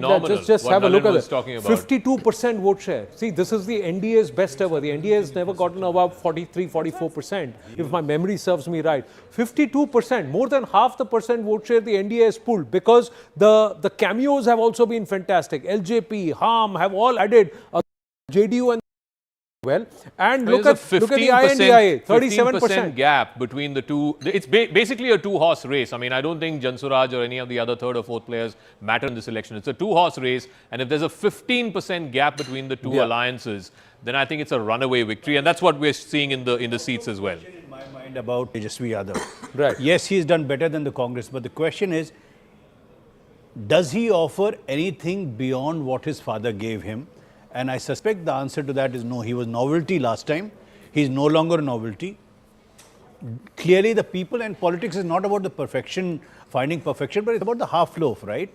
So, does he offer anything that the people credibly believe will take them to a different level? Now, if he is not able to do that, my personal belief is that Tejashwi's vote share going forward is going to be tough to hold, because there will be other people nipping at his heels for that same MY base. Same MY, but now the MY factor itself changes to Mahila and Yuva. Correct, exactly. We're going to quote Sandeep ji very aggressively, and I'm going to borrow him, because he said, one, who's got the trust factor? Yes, unemployment is an issue. Who does a Bihar voter trust will solve this issue for us? The second one is the alliance chemistry. Now, this alliance chemistry is far more visible within the NDA than anybody else. We got also to show you Rahul Shiv Shankar. Good early morning. Yeah, you're walking on a good day and a good time. Well, the EVMs are not having such a great time, unfortunately, because we've already got the Congress stepping in and saying that, look, when you delete a large number of voters, etc., there's going to be a problem. And of course, you saw the vote share, the right? EVMs. You saw the vote share. Now have a look at the youth numbers. We got to flaunt it a little, because when it swings one way, it swings one way. Just putting out these numbers as Rahul walks in. See, 1 lakh. Good omen. 1,18,000 concurrent views. So from 83 to 1,18,000, 1,14,000. That's where the numbers are. Viewers, thank you very much. Thank you so much. Thank you. These numbers have been consistent through the over 1,14,000 concurrent views. Please keep watching. Please keep staying on with us. Now we are also adding muscle. So Rahul Shiv Shankar also walks into this election broadcast where the trends are very I've been looking at some of the trends that have been coming through. A large number of preconceived notions are now collapsing. So you are seeing also in Simanchal inroads that have been made into seats that were actually RJD and Congress bastions. That tells you that substantially there is also this huge talk about, you see, constant Muslim bastion, this, that, the other. In Simanchal that's last what I'm time around. saying. Simanchal, the JDU. But so then where is the Muslim vote going? So no, the polarization. Is it the Muslim vote? The polarization works both ways, right? That's right. But there's a reverse polarization that happens. But Zaka, the turnouts in these seats in Simanchal were much higher. 10, 12, 15% higher. That's correct. And then when you look at Bhojpur, have a look at Bhojpur. There are changes taking place in Bhojpur. There are changes taking place in Mithilanchal. So clearly, obviously, there is a coalition that is coming through, and a positive message is being rewarded. No, absolutely. Look, I've been saying this since morning. When the NDA and particularly the JDU is doing well across regions, then you know it's pulling its weight. It's going towards closer to perhaps even a two-thirds sort of a situation. And if this numbers hold, they might actually get to a two-thirds majority. The BJP holding its own, is it becoming the default party of choice in Bihar, slowly and steadily? Is that what we're seeing? So it's 75 to the JDU is now currently the higher party, the larger party in the alliance. The BJP is at 72, LJP at 14. So that's 29 seats that he's leading in currently. But the JDU, and I keep pointing, they had 43 last time. This is a 50% strike rate. It's a 50% strike rate. Adding to the JDU turnout also, because remember, it really undercut the JDU in almost those many seats. The JDU Rahul Verma, up 32 from last time. I think, see, once you have like a alliance leading in of the seats and you have them 50% plus vote share, I think every sort of caste blocks, everything is going to be flattened. So I don't think that is going to be any different. I think what seems to be happening in favor of the NDA is basically a combination of everything working together. So it looks like at 10 a.m. You're saying that the Yadav vote has stuck to the RJD. Is that what you're saying? I don't think that could be the outcome when you're beginning to lose. Look, all parties have serious social base. That's why they exist in society, right? So Yadav and Muslims will stick to RJD, but at 50% vote share, there will be a chipping away of some Yadav votes also towards NDA, right? So 80% Yadav, but when the population is crossing 50% mark, then it's basically going to be gained across segments. You know the incremental vote which the BJP has got, and I think here the NDA has got, I think we must really take into account what the SIR has done. Because by eliminating at least the dead voters, you might think, but having fought elections, I can tell you how important that is. Because whoever has the might in the locality ensures that the dead come alive on election day. Especially in West Bengal. West Bengal is, of course, a classic example of that. But Bihar, you see, Bihar has moved away from violence to quiet manipulation. And here, I don't think that has been eliminated entirely. But at least what has happened is that here, there has been a far more level playing field which has been in existence. And that has resulted... Mr. Das Gupta, at least a 5%, if you discount, discount the SIR, there's at least a 5% jump in turnout, which is clearly having an impact. Which has moved in favor of the BJP. So this coalition has been better at effectively mobilizing its own voters. That's something that we can say. And is that on the back of a positive? That's what I'm saying. That's the pattern. From Delhi, Haryana, Maharashtra, this has been the pattern. That's the you mobilize every available supporter to turn out. BJP state chief's first reactions coming through. Let's listen in.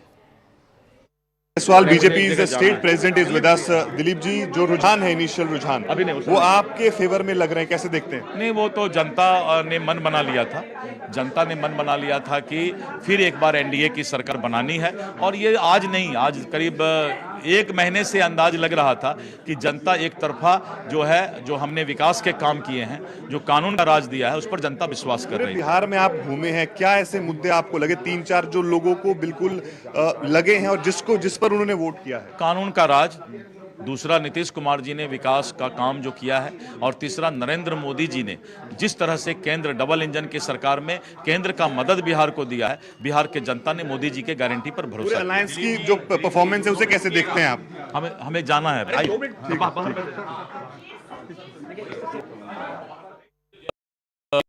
BJP chief, of course, it is a big credit to him and his team that they managed this. But look at the map of Bihar. It's either green or it's saffron all the way. It's the JDU and the BJP, the NDA alliance, which is sweeping this election. 166 is 2/3 majority for something that we haven't seen in the last many elections. But therein also there is a story where it is the JDU which is emerging as the senior partner in that sense. 75 to the JDU and 72 Look at the east of the state. Nalin, look at the east of the state. So absolutely, Rahul Zaka. So when you look at the region-wise map of Bihar, barring Bhojpur, in every single region of Bihar, Bhagalpur, Magad, Mithila, Simanchal, Tirut, you were saying the east of state, it's a sweep for the NDA.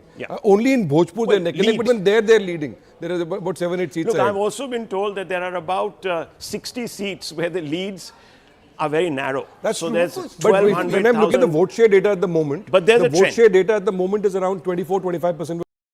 If that holds, it's about 4-5% more than what they had in Lok Sabha. Absolutely. Interesting. And that's why I'm asking, are more voters that were traditional voters, Mr. Shastri, traditional voters of the MGB, actually now moving away? Is there a greater coalition forming at the social level? That's a fun, and I think we'll have a look at those filters. But yes, sir. If the NDA is leading now in 168 seats, obviously there are several factors which have come in to allow that to happen. And yes, I think the social calculus in Bihar is changing. The MY vote may have gone to the JDU, but I'm sure a chunk of it has moved to the NDA also. And the NDA has built a social coalition of all groups, upper caste, backward caste, most backward castes have moved with them, and that has contributed to these numbers which we are seeing. So we're looking at the M factor, the Mahila factor. exactly These are what I was 124 seats where the women have outvoted the men by 10% or more. There, in the 124 seats, 95 of those seats are going to the NDA, only 26 to the India Alliance. That's a 3/4 to, kind of a situation, yeah. And most of these are second voting phase blocks polling. that have been These added are, to yeah, the these are NDA all second kitty. phase polling. That's correct. These are all second phase So polling. I'd be interested to find out what's really happening in the Yadav-dominated seats. Any ideas, Nalin, from your data, what's happening in that filter? Because these are seats where I'll just look it up. I think this election has perhaps been won and lost, to be honest. So the sense that I have is that the Yadav vote has stayed with the RJD. It's just that unlike Akhilesh Yadav in UP, Rahul, Tejashwi Yadav over here has not built a broader social coalition. So he's remained stuck with Yadavs and In the fact, Muslims. the JDU and he's cut remained down stuck the at number of below Yadav, that threshold. Yeah, seats that it these are the had given. Tejashwi Yatra seats. They are not necessarily Yadav-dominated seats. But again, in the Tejashwi Yatra seats, remember, he went on a separate Yatra after Rahul Gandhi, after that whole Vote Adhikar Yatra. He went on a separate one after that. Even in those seats, it's the NDA which has substantial number of 46 to 20. And there, look at the JDU. The JDU is 30 and the BJP only 12. So traditional JDU seats where RJD was hoping to make inroads, expand the caste coalition, Tejashwi Yadav has not been able to do that. The vote share data is showing us that RJD currently is at 22.94%, which, by the way, was the exact percentage it had in the Lok Sabha election and about a little bit less than what it had in 2020. What that's telling us is that while it's retaining that vote percentage, its seat share getting stuck. It's telling us that its support base has remained stuck with only its core constituencies of Yadavs and Muslims. They have not been able to attract other castes or other social groups. I think they are losing some Yadav votes. Simple arithmetic. Last time they had 38% vote. Add VIP to it, it's around 39-40. This time if they are around 35% vote share, it means that the India coalition has lost 5% vote. And that's much more likely to come from Yadav than Muslims. That's right. And the point that I was trying to make earlier was that there is a definite movement towards perhaps a positive message. I don't think Rahul Gandhi's message of an SIR being the, malfeasant, this thing of the election commission has worked. I don't think that has worked at all. The number of votes for women actually were cut under the SIR. And they have outvoted the men in this election. So how do you explain that? Yes, both of you, And where they are losing the Yadav votes, I do think that we'll come back to what we started off in the morning, that Mahila cuts across caste lines, right? So a lot of that has moved towards the NDA, that's one. And second, it is also about credibility. Of course, Tejashwi's newness has gone. But in terms of credibility also, when he's offering jobs, because that was a big factor when we started off in the morning, are people buying the job narrative? But the problem here is that where are they coming from? Where are the jobs going to come from? People saw what happened in Karnataka and the trust simply did not build. Yes. If there is a 5% drop of the India Alliance vote, it could also be the non-Yadav OBC which partly was with the India Alliance has moved. No, but I think what Rahul Verma is saying is that there is a traditional vote base. Dropping 2-3%. Other parties have also RJD is holding its vote. RJD I think is holding its vote. Holding. Rahul, I want to make a quick point. On the SIR impact, two things. Our reporters told on the ground that it was not resonating on the ground. Rahul Gandhi was campaigning. When you look at the seats affected by SIR in particular, NDA sweeping those seats, 76 to a NDA versus India Alliance 28 seats. About 108. Let me just quickly go across to Pallavi. She has the first reaction coming out of the RJD, I believe. Pallavi. That's right. I've got Mr. Mrityunjay Tiwari with us at this point of time. सबसे पहले क्या कांग्रेस को साथ लेके आप लोगों के ऊपर भारी पड़? अभी तो शुरुआती रुझान है. अभी थोड़ा 1-2 घंटे और इंतजार करते हैं. काफी रुझान से काफी साफ हो गया है कि किस तरफ हवा चली है. ये है हवा का रुख कई बार पलटा है और 2015 के विधानसभा चुनाव के परिणाम 2020 इसलिए हमें पूरा यकीन विश्वास है हम महागठबंधन की सरकार बनाएंगे. देख लेंगे, लेकिन मैं आपसे सिर्फ ये सवाल दो पूछना चाहती हूँ बहुत जल्दी। एक, क्या आपको लगता है कि कांग्रेस ने जिस तरह से देरी की तेजस्वी यादव को मुख्यमंत्री का चेहरा बनाने में, उसका थोड़ा बहुत नुकसान हुआ? अगर ऐसा नहीं करते तो शायद आपके चांसेस और अच्छे होते। और दूसरा, वोट चोरी बार बार उन्होंने ही उठाया, आप लोगों ने तो उतना उठाया नहीं। अभी ये सारे सवालों का जवाब देना हम उचित नहीं समझते हैं जब तक पूरे परिणाम का इंतजार नहीं करते। आपको लगता है कि पहले उनका अनाउंसमेंट हो जाना चाहिए था मुख्यमंत्री का चेहरा? आप इतना तो मान लीजिए। कैसे मान सकते हैं? अभी हम कह रहे हैं हम सरकार बनाने जा रहे हैं, थोड़ा इंतजार कीजिए, सारे चीजों का जवाब देंगे। अच्छा, आखिरी सवाल, क्या आपको लगता है, मैं वही सवाल दोबारा पूछ रही हूँ आपसे, क्या आपको लगता है कांग्रेस को थोड़ा सा पहले उनको अनाउंस कर देते और एडवांटेज होता? देखिए, थोड़ा इंतजार कीजिए, सब क्लियर हो जाएगा, इसमें कहीं कोई दिक्कत नहीं है। आप यहीं रहेंगे तब मुझे बात करोगे आप? हम तो कह रहे हैं कि हम 2 घंटे के बाद सब सवालों का आपका जवाब दे देंगे। चलो ठीक है, 2 घंटे बाद। As of now, I'm just getting, before going to toss back to you, you can see the laltain here, kind of little bit lit on, but the people over here are clued in to watch the television sets to get an idea of what the results are. You heard what Mrityunjay Tiwari had to say. Incidentally, he was one of the first persons who had insisted that the Congress party must announce Tejashwi Yadav as the CM face. He's not saying much now, but I think that hint is very much there. The RJD certainly was very upset with a lackluster campaign. Well, they're being a little restrained here in trying to suggest that they didn't get the arithmetic right or whether the Congress was a liability. So that's a very instructive interview there. Let me go straight across to Arun Dhata, who's there with us, with a BJP MP from the BJP headquarters in Patna. Arun, over to you. Yes, Rahul. I am at the BJP headquarters in Patna, and we have BJP's MP Manan Mishra with us. Manan ji, अभी we were listening to Mrityunjay Tiwari, RJD के जो नेता हैं, वो अभी भी ये कह रहे हैं कि आप इंतजार कीजिए, हमारी जीत होने वाली है। देखिए, अब वो मृत्युंजय तिवारी, तेजस्वी जो भी कहें, लेकिन नतीजे सामने हैं, रुझान आपके सामने है, इसमें कोई बहुत बड़ा बदलाव आने को नहीं है।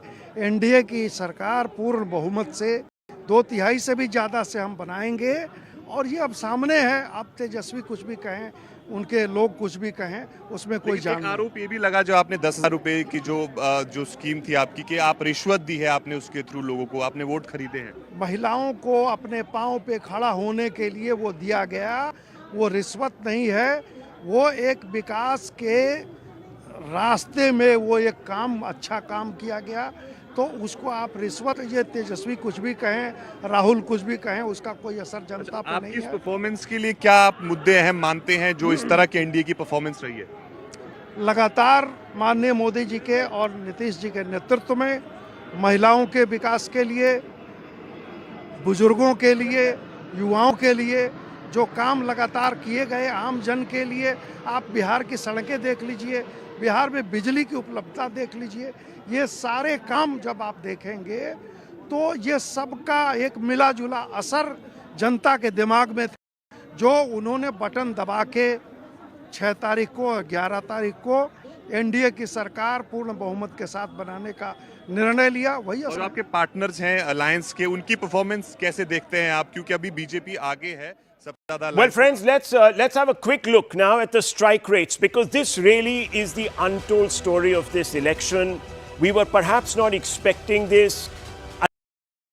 Even those that suggested that this was going to be a tight one had suggested that the JDU would be the #1 party, but that the RJD would hold its own, that its strike rate would be up there, the Congress would add as a force multiplier, and therefore this was going to be a tight one. But there you can see it's the BJP that is a very high strike rate there of 74%. Remember, it's contesting fewer seats this time. The JDU also contesting 101 seats, but clearly outperforming its own self over 2020. And that's because the LJP and some of the other alliance partners within the NDA have been able to transfer their vote. So you're seeing that big comeback by Nitish Kumar, sentiment driven most probably. But it also does tell you that while the JDU is back with 71%, there is a message in this. If these numbers 572, that the BJP is now beginning to be seen as an also in Bihar. Remember, it's the one state where the BJP has never come to power on its own. So is that changing? The RJD strike rate at 36%, it was about 54% at the last 2020, and that was an election that was held during COVID.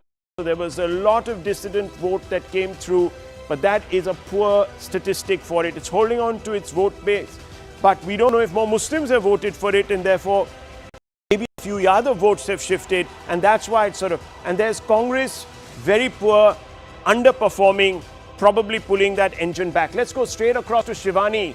Shivani, who joins me straight from Patna. Shivani, a big moment in this election, 4 or 5 rounds now down. These trends are holding, and this is not looking good for the MGB or the Congress in particular. Absolutely. The Congress is going to be facing a lot of questions, Rahul, but you talked about that strike rate. The BJP strike rate currently better than the JDU. Will that make any difference to the equation on ground? Let me take that question directly to the BJP representative. बदलेगा क्या जो आपका equation है नीतीश कुमार के साथ because of the fact that BJP has a better strike rate right now than JDU? This is a win for NDA under leadership of Narendra Modi ji. NDA collectively is winning. Under leadership of Narendra Modi ji. Narendra Modi ji is the one who is leading NDA throughout the country. और यहाँ भी मोदी जी का जादू चला है. तो आप मानते जीत रही है. NDA is winning. NDA is winning. नहीं तो चीफ मिनिस्टर पे कुछ अब क्या होगा decision? Chief Minister. You know, electing a chief minister is a process. It's a constitutional process. So the NDA, MLAs and parliamentary board has to decide this. How can I sitting on your camera decide about who? No, but there you have it. There you have it. Now the BJP is saying that the parliamentary board and the MLAs will decide the chief minister. Till yesterday you were saying Nitish Kumar is your chief minister. We fought under leadership of Narendra Modi ji. Nitish Kumar ji was our face in Bihar. But now the thing, parliamentary board and MLAs will be deciding who will be the chief minister. So there you have it. I think the first difference of the equation on ground is already beginning to emerge, and this is going to become the topic now, whether the equation on ground will change and there will be a difference in the chief minister. आप कैसे मानते हैं? आपके alliance partner कह रहे हैं भाई अब तो decide होगा, MLAs बीजेपी के ज्यादा MLAs हैं.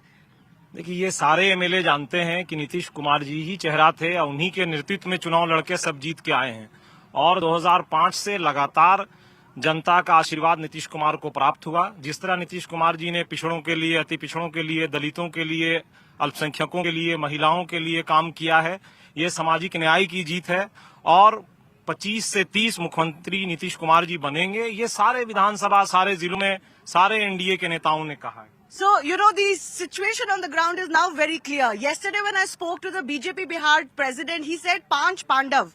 They're calling their alliance an alliance of Panch Pandav. And in a way, all Panch Pandav have done well. That's true. But who's the Arjun out of that Pandavs is the big question. Well, and BJP certainly believes that they have hit the bullseye and they are the Arjun of this Mahabharat.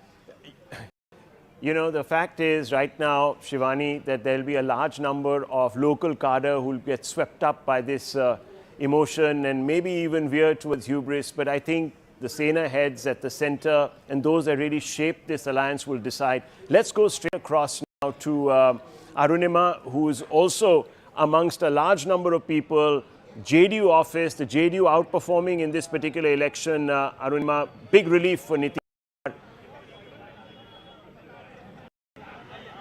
Yes, so at the JDU office, there's a steady stream of support are coming in. More and more JDU Karyakartas are now trooping into the office here. The district president has just walked in. Sanjay Jha, who's the JDU's working president, he is expected in a short while from now. जैसी उम्मीद थी कि JDU उभरेगी सबसे बड़ी party के हिसाब से NDA के अंदर, ऐसा लग रहा है कि भारतीय जनता पार्टी JDU से आगे निकल जाएगी.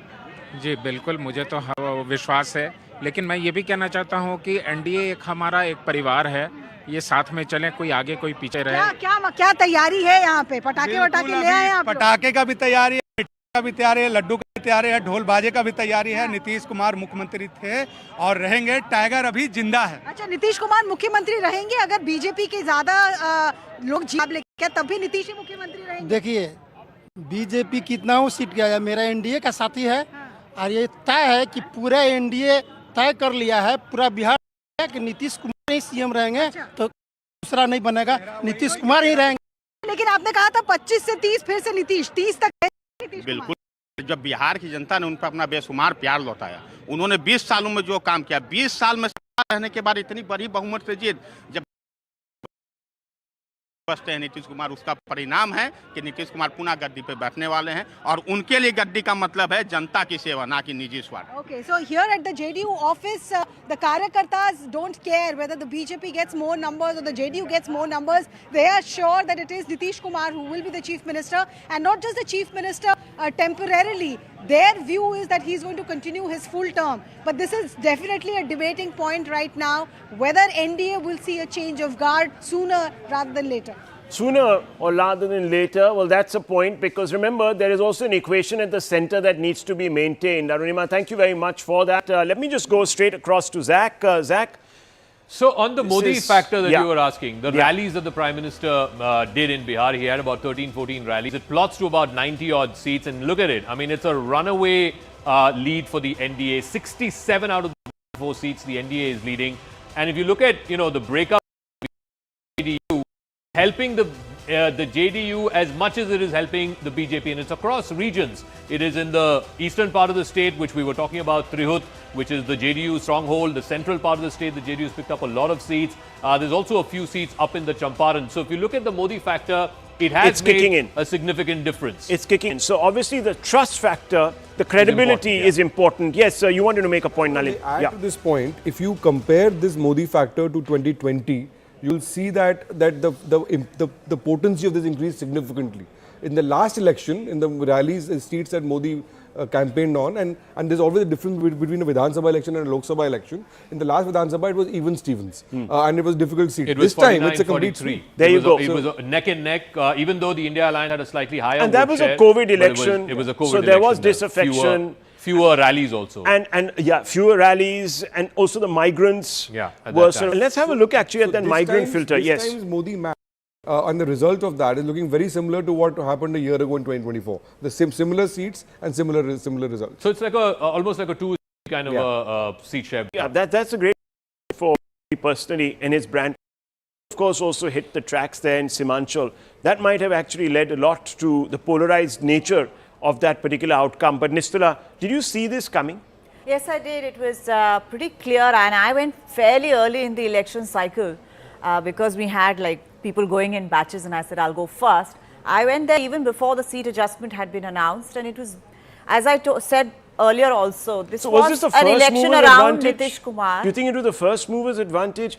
I think everything worked for them, but there was also a huge overhang of sentimentality around Nitish. And there was a feeling among his voters that the last time they may have failed him, but this time they need to get him on par with the BJP so that there's no question about who's going to be the chief minister. Yeah, I think there are just 2 words that explain this election in a simple way: entitlement and tone deaf. I suspect the Congress and Tejashwi said, I'm sorry to use Hindi sentence, but mere baap. And I think that tone deafness, where they thought just by getting together they were going to win, that entitlement is going to cause them damage. Take a simple example of SIR. They kept going, and I mean, my way or highway, people say highway. But SIR, there are people who may not want more illegal information on immigrants to be there. leads coming in through Griha. Atul, let me go straight across to Griha, who's in the hub, in the live result hub. Griha. Yes, we have an update on Tejashwi Yadav. We do know that he's leading from Bhagopur, but there are 30 rounds of counting, EVM countings that are going to happen. Right now, it's just the first round, and he's leading only by 893 votes so far, Rahul. We also have an update on Metli, another star candidate of the Bharatiya Janata Party. She maintains her lead. Again, first round of counting that is on, and the lead is only by 1,826 votes. And there is a neck and neck that's going on as the RJD candidate Kesari is right now struggling to maintain that lead. So he is trailing. Choti Kumari of BJP is leading as far as Chhapra is concerned. So how the fight really remains. But many of the constituencies, if we take a look at the constituencies where BJP is leading, there are about 6 rounds of counting that have taken place in a lot many of the BJP constituencies that we have, particularly in Muzaffarpur, where we see right now 3 rounds, and in Orai we have 6 rounds of counting completed so far. So it is a quick counting that is happening in very many of BJP seats. What are you making out on the number of rounds in most of the seats? Is it 50%? Are we seeing more than 6, around 6, or is it fewer than that?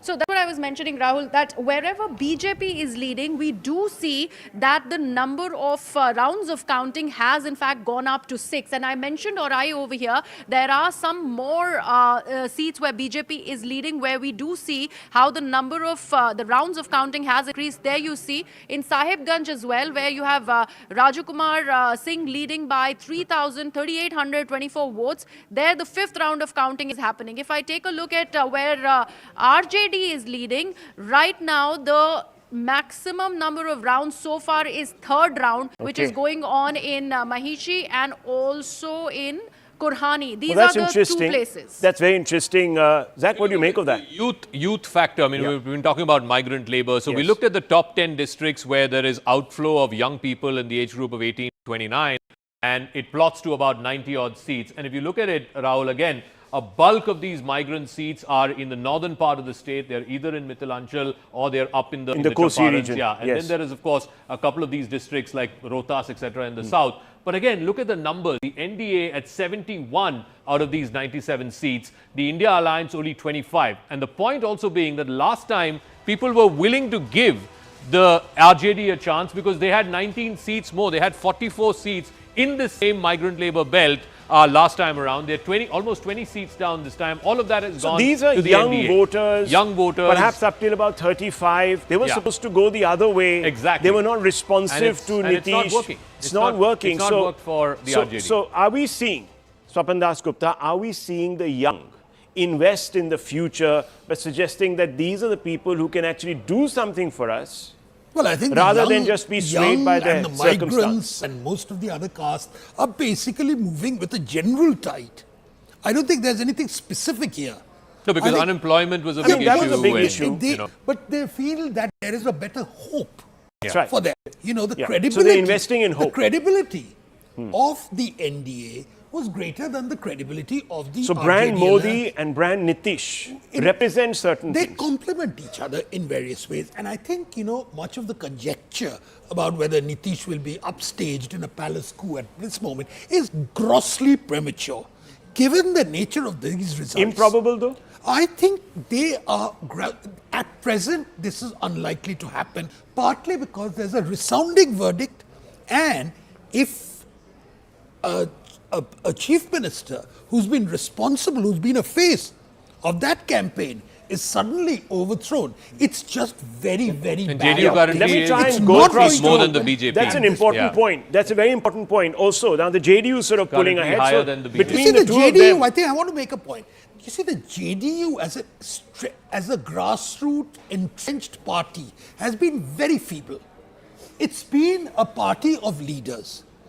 This is probably the first election which we are seeing in which the JDU may, and I still say may, be acquiring some social depth. Okay, this hasn't happened in the past. That's a very interesting point. Yes, Mr. Shastri, I also want to go across to Sohail Seth on a particular point that he was raising. Yes. I was just making a small point which is an extension of what Swapanji did and what we have been saying in the morning. There is a clear trust quotient which the NDA has, especially when it comes to this voter. There was this discussion which direction the youth vote go in, how would they express their position. I think that trust has been expressed in the leadership of the NDA, and that's coming out clearly in where We've the had 4 elections voter after the constituencies 2024 setback for the NDA, and in those 3, you've seen a sweep literally. For the NDA. Haryana, and that, Maharashtra. Yes, and Delhi, of course.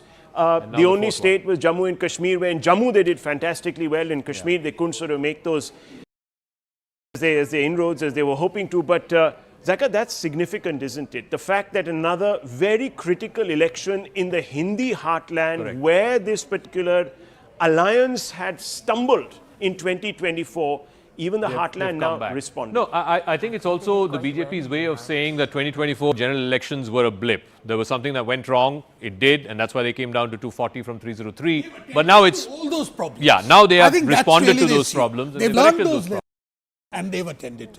Well, keep watching YouTube. Your viewership has really counted on a day when we are counting sentiment across the board. So thank you very much, viewers, for staying with us. But Zach, I just want to come back to you because you're the data K, and I want to ask you a couple of questions fundamentally. Where is that vote, that woman vote, going in those constituencies that matter? No, it's overwhelmingly going to the NDA.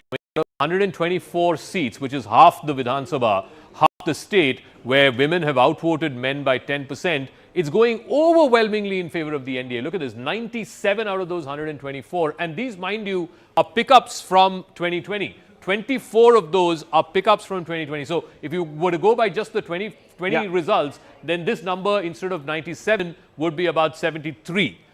And that perhaps would have made a difference, because this is going all across the different regions of Bihar, and particularly a cluster of these JDU seats. Even in that, if you were to break up and see which of the parties are leading, the BJP has 40 out of those 97, the JDU has 41, the LJP 10, and these women, particularly in the second of polls, whether it's in the northern part, in some parts even of Simanchal, here in Trihut as well, here in the eastern part of the state, they've ended up winning a lot more seats compared to 2020. You want to replicate this map from 2020?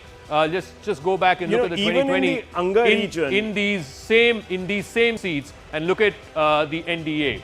Zaka, even in the Anga region, which is the southern region on the eastern side, you have a few of the NDA seats, BJP seats opening up. You also have JDU seats there. That's very interesting, because that suggests that even traditional voters of the RJD, perhaps even amongst the Yadav women, are not sticking to caste. They are going for something different. And you can see most of that even in Simanchal, Zach. If you look very closely, there are now blips of orange. There you can see it in that central corridor of Simanchal. And it comes down to the Anga region, and you can see those gains. And look at this for the JDU, the large number of seats that the JDU has got in this pocket, and a large number of seats that the BJP has got in this pocket. So you're talking about the Kosi Mithilanchal belt. This belt again. Here the JDU seems to have done well, and here the BJP seems to have done well. But I think so. When we categorize Mahilas in our data bank, what do we mean by this? Are we saying in that these 124 constituencies? Let me go back to the original. In these 124 constituencies, the women have outvoted the men by 10%, which means for every 10 male voters, there were 11 female voters. So there's one extra voter. Given the fact that there was actually an extra voter this time, or two maybe, in some places, more than men. This is not just turnout, this is absolute numbers. These belts, where the women dominated, it seems to have gone overwhelmingly in favor of the NDA. Nalin. When we're looking at turnout figures and juxtapose them with stronghold seats, you look at JDU strongholds, and by stronghold I'm defining them as seats which the parties won for the three times in a row. Consecutive. In BJP strongholds and in JDU strongholds, the turnout percentage has been much higher in terms of the ratio of that compared to RJD strongholds. So is there now a degree of disaffection or fatigue with the message that the MGB was putting out, or with the leadership itself? But is there a message that they put out? Well, I mean, look, at one level they were focusing. I mean, let's be honest. It's not as if Bihar is streaked ahead on certain parameters. So we should be honest about that. But there was and their message was that, look, we can create jobs that haven't been created in 20 years. But their message was, we are not Nitish, and we are not Modi. But there was no credible plan. The point is that they were highlighting a deficit. Now, why haven't people... I've got a point to make on this, that if you look at, and let's look at this seriously. If you look at the promises the Mahagathbandhan was making, they were making even more promises than the NDA, right? And it would have cost them about 60,000 crores. 36,000 crores is the cost of the promises that the NDA has made. The problem with that kind of messaging is that it's just Me Too messaging. There was no coherent vision of the development of a state level. You were saying that, okay, these guys give you this, I'll also give you this, a little bit that. But there was also a memory of Jungle Raj that came back. So in that, and also I think this alliance is not a coherent alliance in the way that the NDA alliance came together. The Congress and the you were NDA asking about and the stronghold seats. seats. So the JDU at its worst performance last time, they had 43 out of which 24 seats they've never lost in the last 3 elections. 21 of those 24 seats the JDU has managed to retain. So which means that's almost a 90%, 90 plus strike rate. So 21 out of 24, of which 20 are JDU, 1 to the BJP, which means that this party has come back literally almost from the brink, because last time, they were down to just 43 seats. This time they've come up to, right now if you look at the state, they're currently the single biggest party. The last time I checked, they were at 74 and BJP at 73. So 75 and 73. So which means that not only does Nitish Kumar get another term, but I think the JDU from 43 to 75, that's a significant, it's the biggest gainer of this election. Let's have a look at these swing seats, because that gives you an idea of really the switches that have taken place, if at all. So let's pull out the swing seats, because there were about 53, if I'm not mistaken, Zach, that were settled by 2%. There was a difference there. So let's have a look at those swing seats, because they give you an idea of transference. So if a particular mandate is turning, it's the swing seats that will give you the best idea of just how much the mood has changed. We were also talking about it in the morning. I think one of the reasons why the alliance did not work was because the two principal parties, the RJD and in this case the Congress, were hell-bent on 2 different issues. The RJD kept talking about unemployment and youth and migration and so on. The Congress, chose to make SIR the biggest issue. And if you look at the SIR, it's had very minimal impact. Look at that again. I mean, if you were to go back to the overall state, out of the 106 seats where the SIR impact was felt most, the NDA had 78, which means that, look, I'm not saying that the issue was not alive or important back in August, where people were saying, we can't find these documents that the Election Commission is asking. But once that issue is settled in September, then no one was talking about the SIR. The SIR was not a matter of concern, because I have got my voter ID, I have my name in the list, and I can go and vote. So many people were saying, I think it was Nistula who was making that point, that perhaps this was done to detract attention from Tejashwi itself, because there is a sort of internecine competition. Is that what really happened? Yes, through the Voter Adhikar Yatra, a lot of the crowds it was being seen was, of course, generated by the RJD, which has a cadre in all these areas.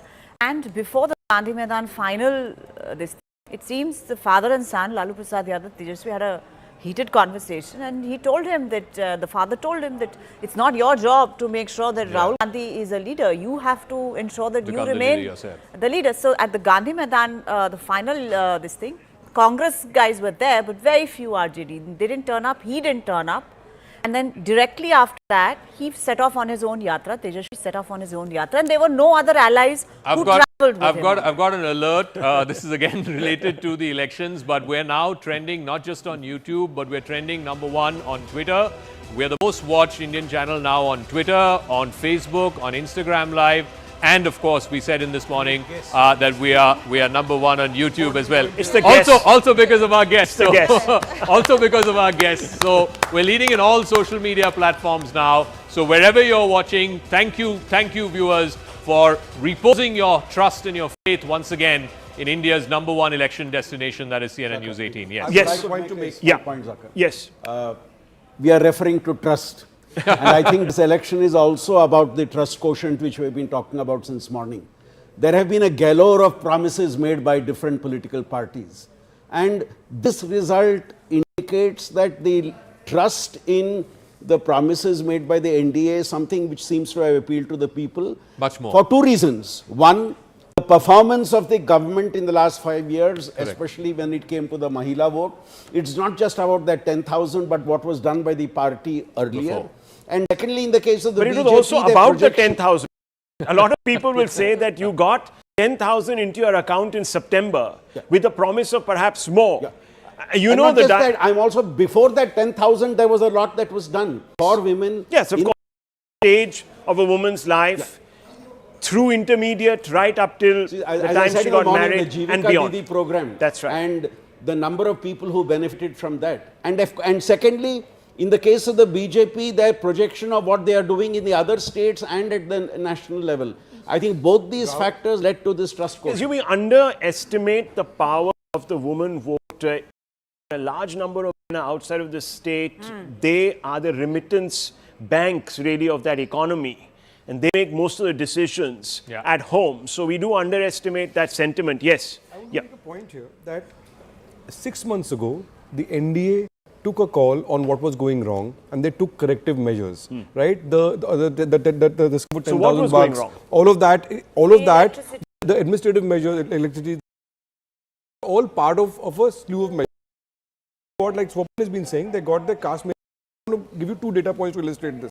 If you look at the seats where there are friendly fights, whatever a friendly fight means in an election, 11 such, NDA is winning 8 of those. There you go. And then if you look at RJD strongholds, it's the seats which RJD has won last 3 times in a row, it's losing half of those. 5-5. That's telling you JDU, how they fought the election and how the NDA has fought the election. At least at the JDU headquarters in Patna, they've called the election. Arunima, over to you. I can't hear you very clearly, but if you have come to me, the JDU Daftar, the JDU office is suddenly teeming with supporters, slogans, and also, people who are busy giving soundbites. This entire JDU office currently, there are various workers in small groups who are, cheering Nitish Kumar on.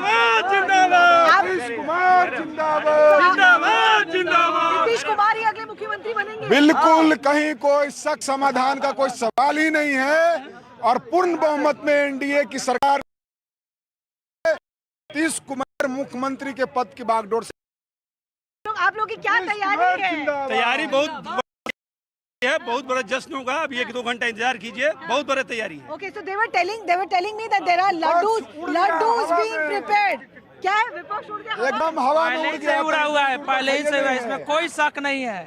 पहले ही से उनका हालत खराब है। ललटेन बुझ गया madam. विपक्ष पहले थी ही नहीं कभी, सिर्फ यहाँ पर विपक्ष रही है और कमल खिल रहा है विपक्ष को एकदम बिल्कुल 50-52 सीट पर अभी जिंदा है, टाइगर अभी जिंदा है। नीतीश कुमार जब तक मुख्यमंत्री हैं, वैकेंसी किसी के लिए खाली नहीं है। नीतीश कुमार मुख्यमंत्री थे, हैं और रहेंगे। अच्छा, so there are loud slogans, the flags are out. One comment there is, तीर लालटेन को बुझा दिया है. Lalten is the RJD symbol. Teer is the symbol of the JDU. Even though Bharatiya Janata Party, the other alliance partner in NDA, is doing equally well, the JDU office, the Karyakarta's mood is that this vote is for Nitish Kumar. And on expected lines, the entire office is decked up with Nitish Babu's picture, Sushasan Babu's picture. And all across this JDU office, that is the sentiment that this vote is for him. Well, those crowds will build up. But I just want to caution our viewers once again that, look, we're still in a large number of seats, still in the early rounds. So 3, 4. And I don't want to sort of suggest that 2015 is going to happen once again. But it might. We never know. India is an open democracy where every vote counts. And in this particular election, there has been a turnout bump. So things can still change. The RJD still believes that they're in this contest. The JDU has called it for their leader, who they say, Tiger is still Zinda. Not Rahul, yes. I just want to make a point about the lack of the circumspection in the RJD camp. They haven't yet started the process of bloodletting, etc. There's a very practical issue involved.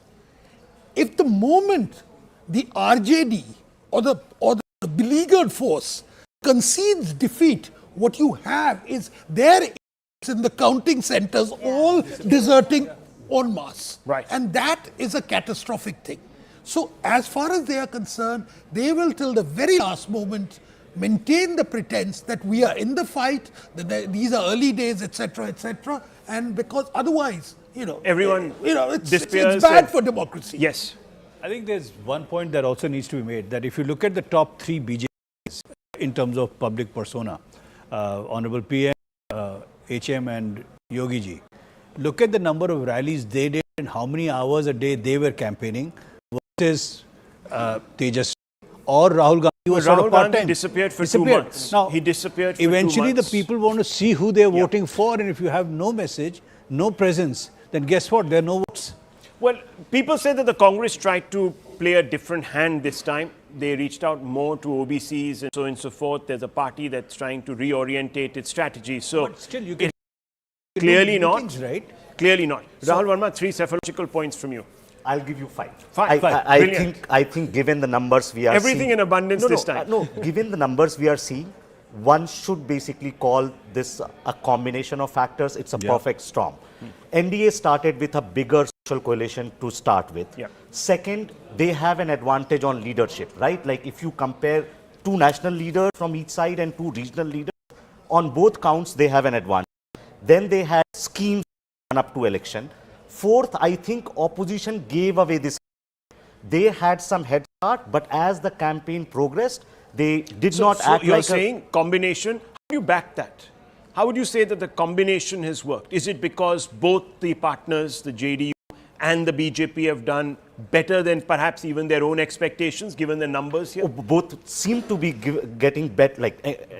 So they are contesting lesser seats, but their strike rates have gone up.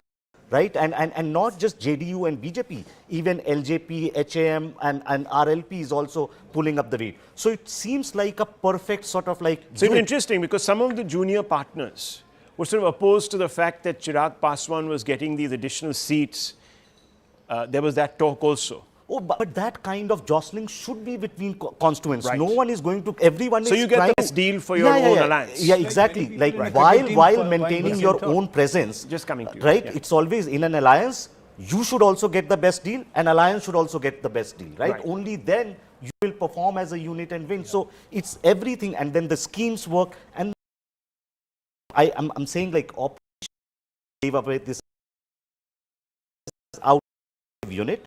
Their narrative was disparate, and so at the end the elections become competition between 2 sort of like units, and one look more credible. Well, look at the numbers right now, friends. Just look at the numbers. 243 leads we've got, and out of that the NDA is leading on 175.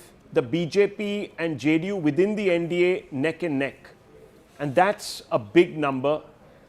The India bloc 63, underperforming even from last time, in an election that they were supposed to go toe-to-toe with the NDA. That's not happened. And if you really look at the Congress side of the fence, down to 12, though the Congress is contesting a fewer number of seats this time, but marginally the left almost not pulling its weight there. The junior partners of the NDA doing exceedingly well. LJP, 18 out of 28, that's a big number for the LJP. Knock-on effect means that the JDU is back in. This is a perfect storm that Rahul Verma was talking about. So at 10:45 in the morning, viewers, you have a situation where the NDA is very placed. Number of pollsters predicting a tight fight. We don't have the vote share numbers, do we, Nalin, at this moment? But I would like some of those vote share numbers. Okay, so just pull them out. Yes. Thank Prashant Kishore. So I want to ask you, Prashant Kishore factor. I was about to come to that, and I just want to take you guys all across this. Prashant Kishore, what happened? Who's he knocking off? See, I don't know who's... In some ways, his campaign damaged Tejashwi's ability to emerge as a credible alternative. To the youth, for the youth. So he's taken away. But how do we know? Because what is his vote share? Many people said that if that vote share exceeded 5%, he'd be trouble for the NDA. No, sometimes things may not turn out, you may not be able to do precise calculation. But think of it. His campaign basically showed that Tejashwi, who himself is sort of like not well educated and that kind of things, how will he be able to deliver the biggest promise that he's making? So in some ways, it basically brings... So the Prashant Kishore factor not kicking in, the third alternative not kicking in. No, it's also more than that. I think the Congress in particular, as the leading opposition party in the country, must seriously reflect as to why it is being seen as an anti-growth party. And I think this is becoming more and more marked everywhere. Rahul Gandhi's diversions into pet issues of theirs is not having any effect on the ground. He might be cozying himself up to certain editorial writers, but it is not. Now look at the SIR issue. It was a non-issue, which he's trying. He's trying to make the constitution, which for some fluke of reason he managed to get some resonance in 24. He's trying to make that into a main issue. But there's been no, the larger issues which are there in the country have not been at all addressed by him. As far as the economic issues are concerned, he's a blank. It's a complete blank. So he doesn't have a positive roadmap for change. They are moving, they are trying to emulate the left wing of the Democratic Party in the United States. That's their You're role going to model. come to that because that's the Mamdani sort of streak. There is that streak, Yeah. which is a self-defeating proposition. Yeah. If it doesn't work in Bihar, it can't work anywhere else. Far predates Mamdani. Yeah, it predates. That's true. It does. In fact, we don't know which populism has actually influenced which. Well, with Prashant Kishore, I wanted to say he was one of the unknowns of the so nobody knew how much he would get, who he would hurt. The presumption was that because he was Prashant Kishore Pandey, that he would be hitting the BJP and the NDA Gathbandhan. But he has been pretty Catholic in terms of just out at everybody. He attacked BJP. So I want to ask you, because the MGB is the refugee. Let's go across to Pawan Kheda, the first real Congress reaction coming from the inner think tank. Let's listen. Well, how do you assume this, that we believe? As I said, the initial trends in itself show that Gyanesh Kumar Gupta appears to be succeeding against the people of Bihar. Sir चुनाव में इतनी मेहनत की कार्यकर्ता आपका जो है वो बूथ पे लड़ा उस कार्यकर्ता को कोई मैसेज अभी देंगे आप इंतजार करिए अभी जैसा कि मैंने कहा ये शुरुआती रुझान है और कार्यकर्ता भी समझ रहा है इस बात को कि ये लड़ाई बीजेपी कांग्रेस आरजेडी जेडीयू की नहीं रही अब ये लड़ाई सीधा ज्ञानेश कुमार गुप्ता और भारत की जनता की लड़ाई है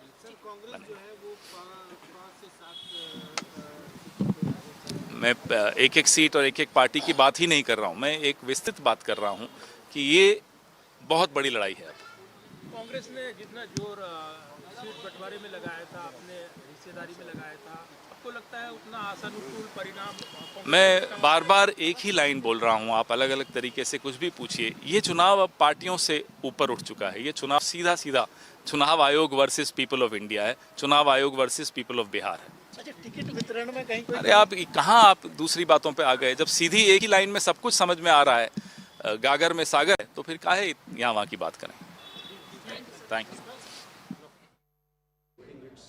Well, viewers, predictable Congress reaction. We could have written this yesterday, you could have written this tomorrow, you could have written this 6 months back, saying that at the end of the day, it's the Bihar voter against the election, damaging comment without any proof,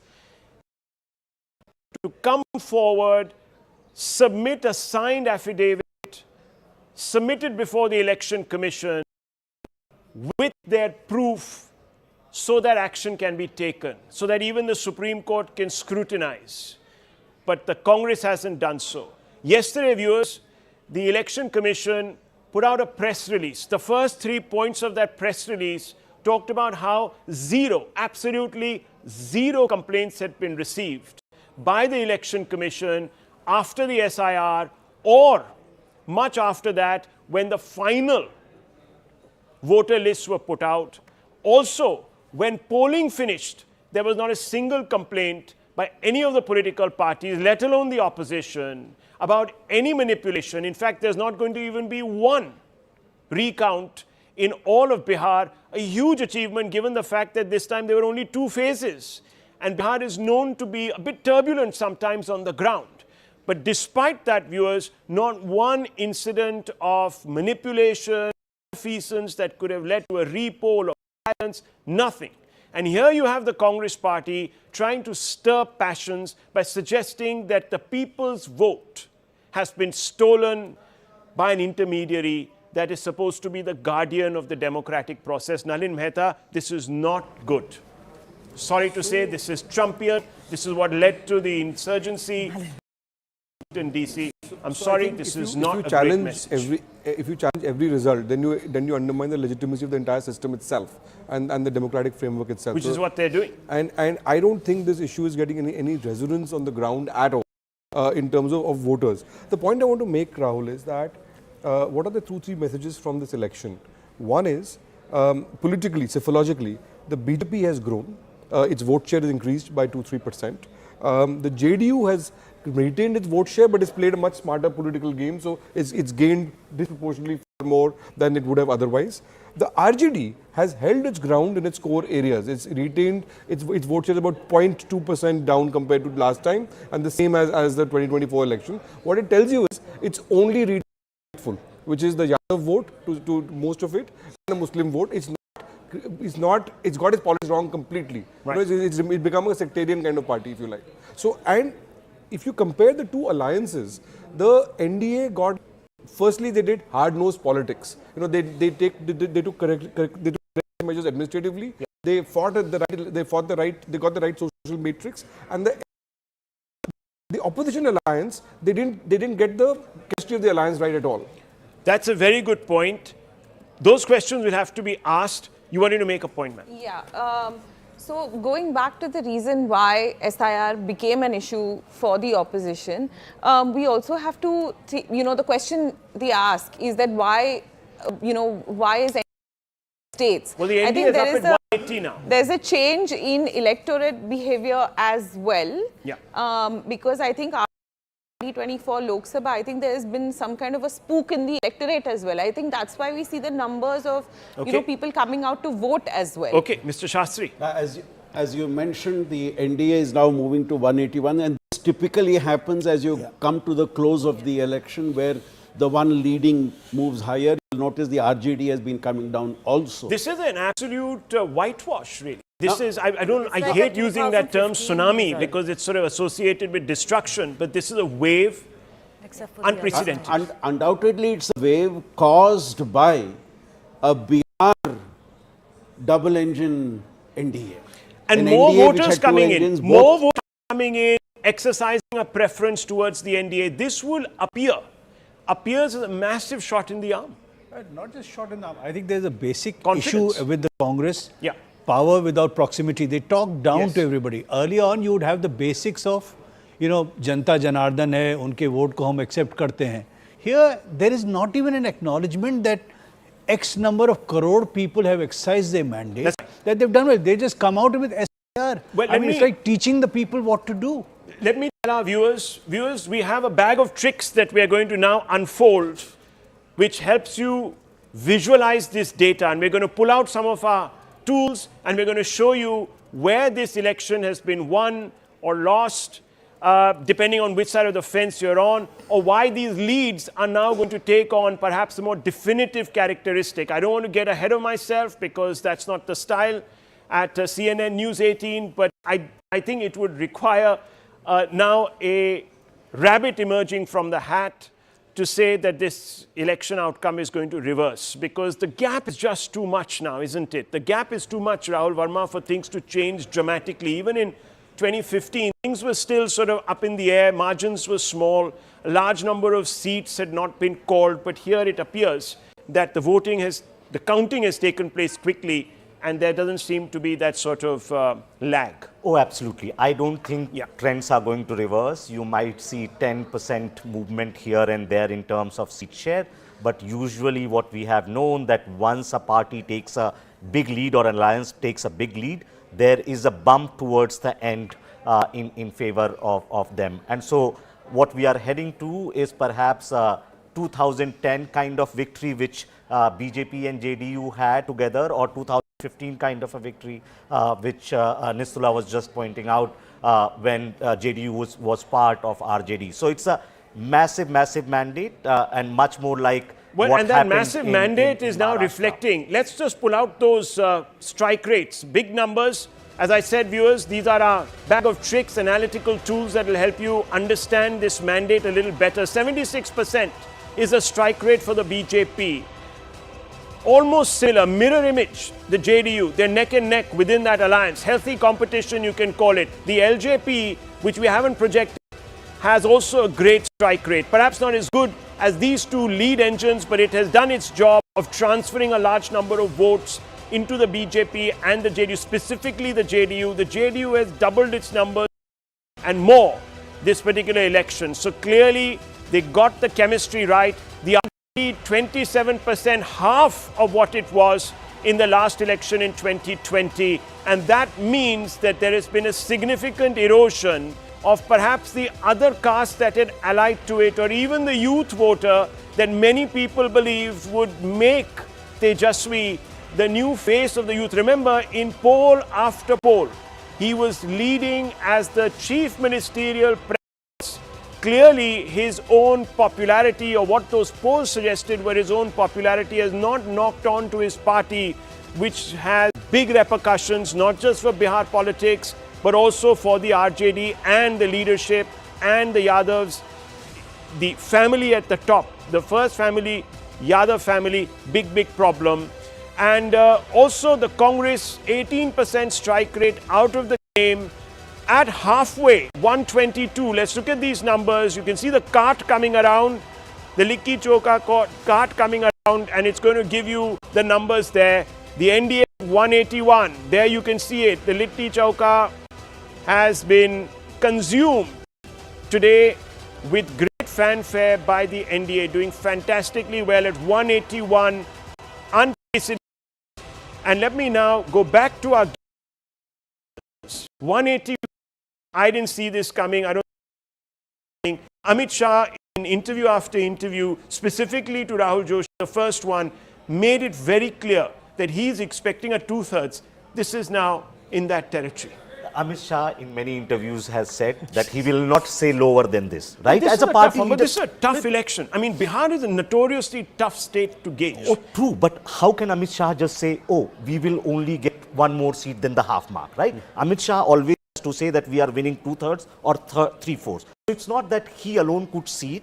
I think once the exit poll came, there was always a possibility. There was only one exit poll that went in this territory, and that was a Chanakya exit poll. Exit pollsters and Chanakya read Chanakya. I shouldn't say this, but most pollsters are not well trained to convert votes into seats properly. Wow. Especially if you don't weigh this kind of data with the gender differential turnout, then you could get any kind of number. So previous elections in Bihar have been hyper-local. Many people have used this term.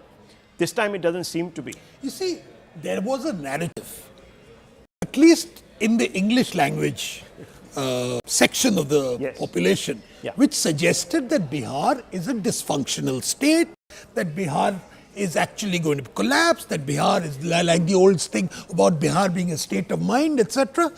Now, what these results show, increased turnout, no violence, a pretty emphatic victory, and a pretty emphatic rejection. All of these show that there is that dysfunctionality is not in.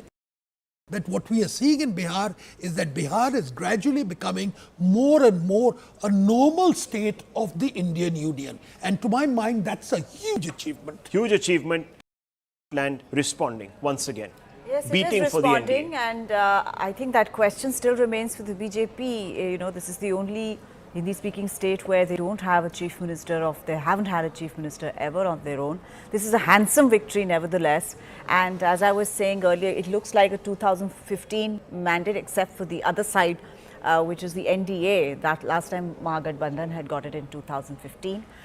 There had been a lot of confidence, very quiet confidence from the NDA side through that election. One big preconceived notion, given the fact that there are 1 in 4 voters, youth voters, Nalin, that the youth was not responding, that Gen Z was not responding to BJP. Perhaps the Prime Minister has lost his connection with the Gen Z voter, that Gen Z is going to now lead this country. Gen Z, I think, still had a generational trauma from 20 years ago. I think they've channeled that. I think this is not just Gen Z reacting to Jungle Raj. I think this is Gen Z reacting to the promise of Sushasan Raj. And that's with this kind of a mandate, you can't question that at all. I mean, and who are the extra voters who came in? Women and the young. And they are in the areas where the votes increase, you have the voting pattern very clear. I think 3 messages from the election. First is, Nitish is undoubtedly the big story of this election. The resurrection of Nitish Kumar, right? Remember 7-8 months ago, people were talking about his health, people were talking about this being his last election, people were saying that he could be removed as chief minister, all of that. So his resurrection is a big story. Second, I think, is the JDU may well face, in the not immediately, but in the next 12 months to 24 months to 36 months, an existential crisis. Because you have not This is the second election they've lost in a row. RJD. And there's a RJD, sorry, you mean? I mean the RJD, sorry. Yes. Thank you for correcting me on that. And the third, on PK, somebody just sent me a joke saying, have the total votes polled by Jan Suraj party in the entire Bihar election exceeded the number of interviews given by Prashant Kichor in the last 3 months? Well, obviously the people who do this are supporters of the BJP. Believe that, look, we have a situation where you cannot have an alternative to the development vision that is being offered. The trend is clear, But Rahul. look, The I mean, BJP is PK structurally growing. So the reason that many people will lament the fact that PK hasn't grown is because he tried to generate an aspirational vote or create an aspirational vote bank beyond caste. He did. And PK was very unfortunately, instrumental in the damaging- alternative was then clarified Saket in has been favor saying of that the since the NDA. morning. Okay, yes, you were making that point, Nalin. I think you got... I was saying that Saket has been making the point in the morning that PK may not have got the votes, but he was very instrumental in damaging the credibility of Tejashwi Yadav in this campaign. How? Right. Just because he basically said that Tejashwi has no agenda, capability to actually rule.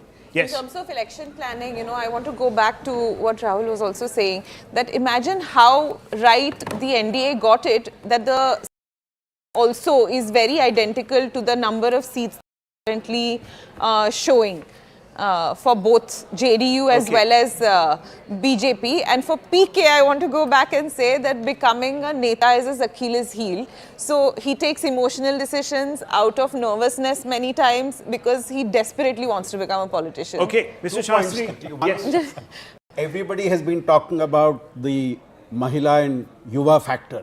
Yeah. Beyond a shadow of doubt, it has played a role, but that's not the only two factors that seem to have played a role. Otherwise, you would not have had such a massive mandate. So, Mahila, Yuvak, yes. But other than that, I think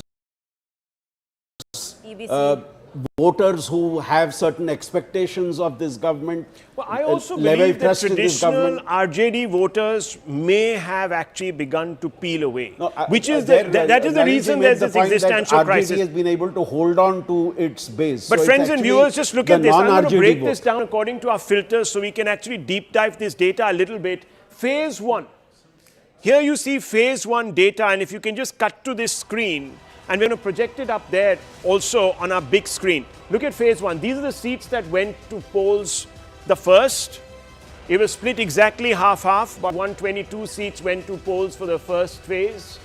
And in 2020, you saw in the first phase, in the 2025 Vidhan Sabha, 121, you had a whole bunch of seats. This is the 2020 phase 1. There you saw the NDA done pretty decently up there. But if you look at this by years and filters, and now you have a look at this phase 1 data, and you look at the numbers, again, there's a gain. So there's this gain that has taken place, which perhaps was not thought through by the opposition.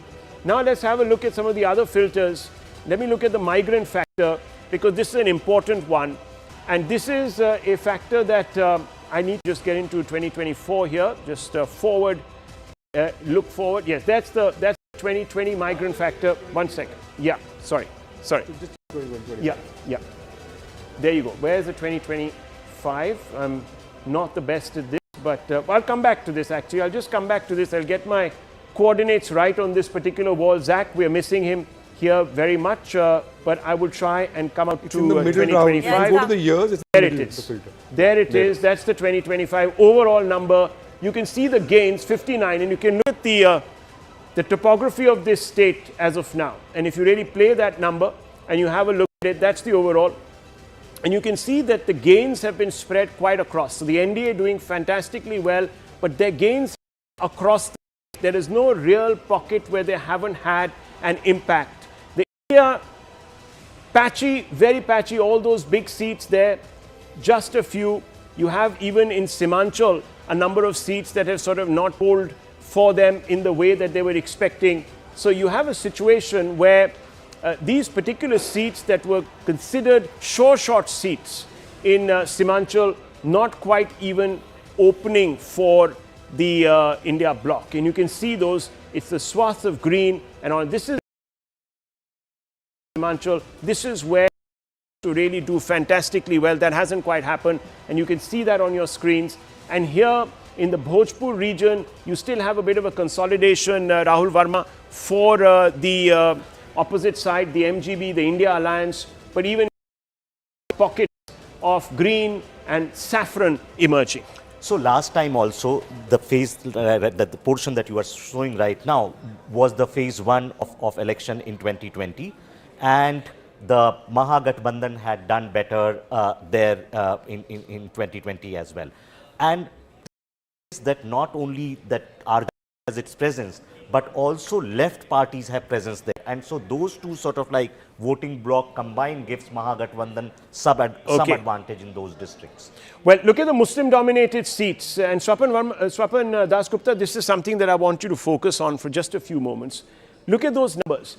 In the Muslim-dominated, you have the NDA picking up 13. And some of 5% Muslims.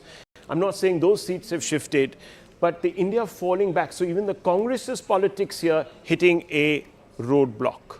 Well, you know, let me just say, I think there is a tendency on the part of analysts to overemphasize the Muslim votes. And the Muslims certainly vote, but not the ones who vote. Yeah.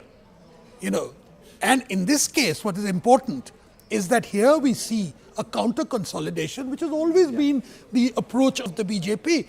And to what extent OIC and others may have shaved away a little bit, I don't know. The statistics will point out. Well, we'll have to break down those numbers. And I think turnout will also be a determinant in this factor.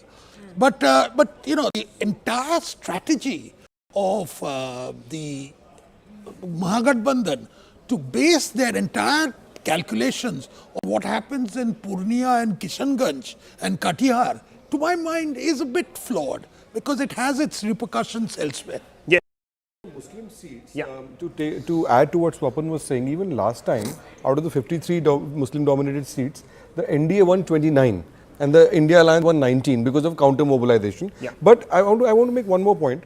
There is a seat called Shiohar with a per capita income of 19,000 rupees, one of the poorest districts in the country. Even there, the JDU is winning, and that if that's an example or that's an illustrator, it kind of shows that even there, the Mahagathbandhan or RJD is not being seen as an alliance that can deliver on growth or on jobs, and I think that is quite an illustrative factor. Tuhin Sinha joins this broadcast. On that point also, let me go across to him. He's of course the national spokesperson for the Bharatiya Janata Party. Tuhin Sinha, what do you owe this victory to? The Congress, your opponents have come out and said two things. Number one, that the Election Commission even now is only projecting one set of data, which is where the BJP and the JDU are leading, number one. And number two, most importantly, they're saying that this was a vote that has been stolen by the Election Commission. Your reactions to this? Good morning, Rahul. Good morning, everybody. Historic day for Bihar.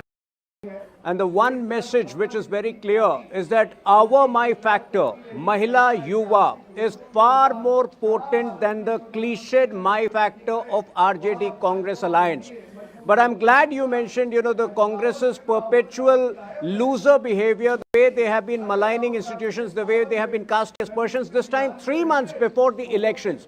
There are two factors which have been at play over here. Okay. Number one, the pro-incumbency factor. The pro-incumbency factor, people are habituated to, you know, a progressive government that Bihar has seen in the last 21 years. But at the same time, you know, there is an anger brewing against RJD Congress for their negative politics, for Rahul Gandhi's, you know, petty behavior, the way he, you know, frivolously talks about Chhat Puja, the flippancy, the charges, the allegations against institutions which have not been proved. So unless the RJD and Congress take note of this anger, they will be diminished further. But yes, finally, it's an endorsement of Modi. Okay, so let me bring in Surjit Bhalla also on this. But viewers, on your screens right now, we are showing you the projection of how the assembly is going to look like if things stand.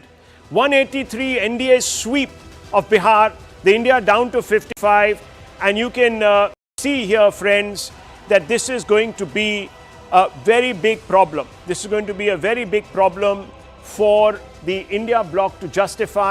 They're going to have to come out and say to their aren't being.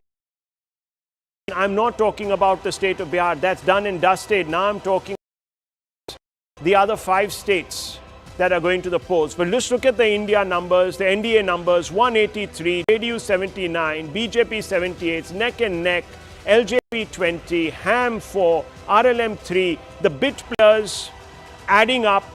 They're the all-rounders.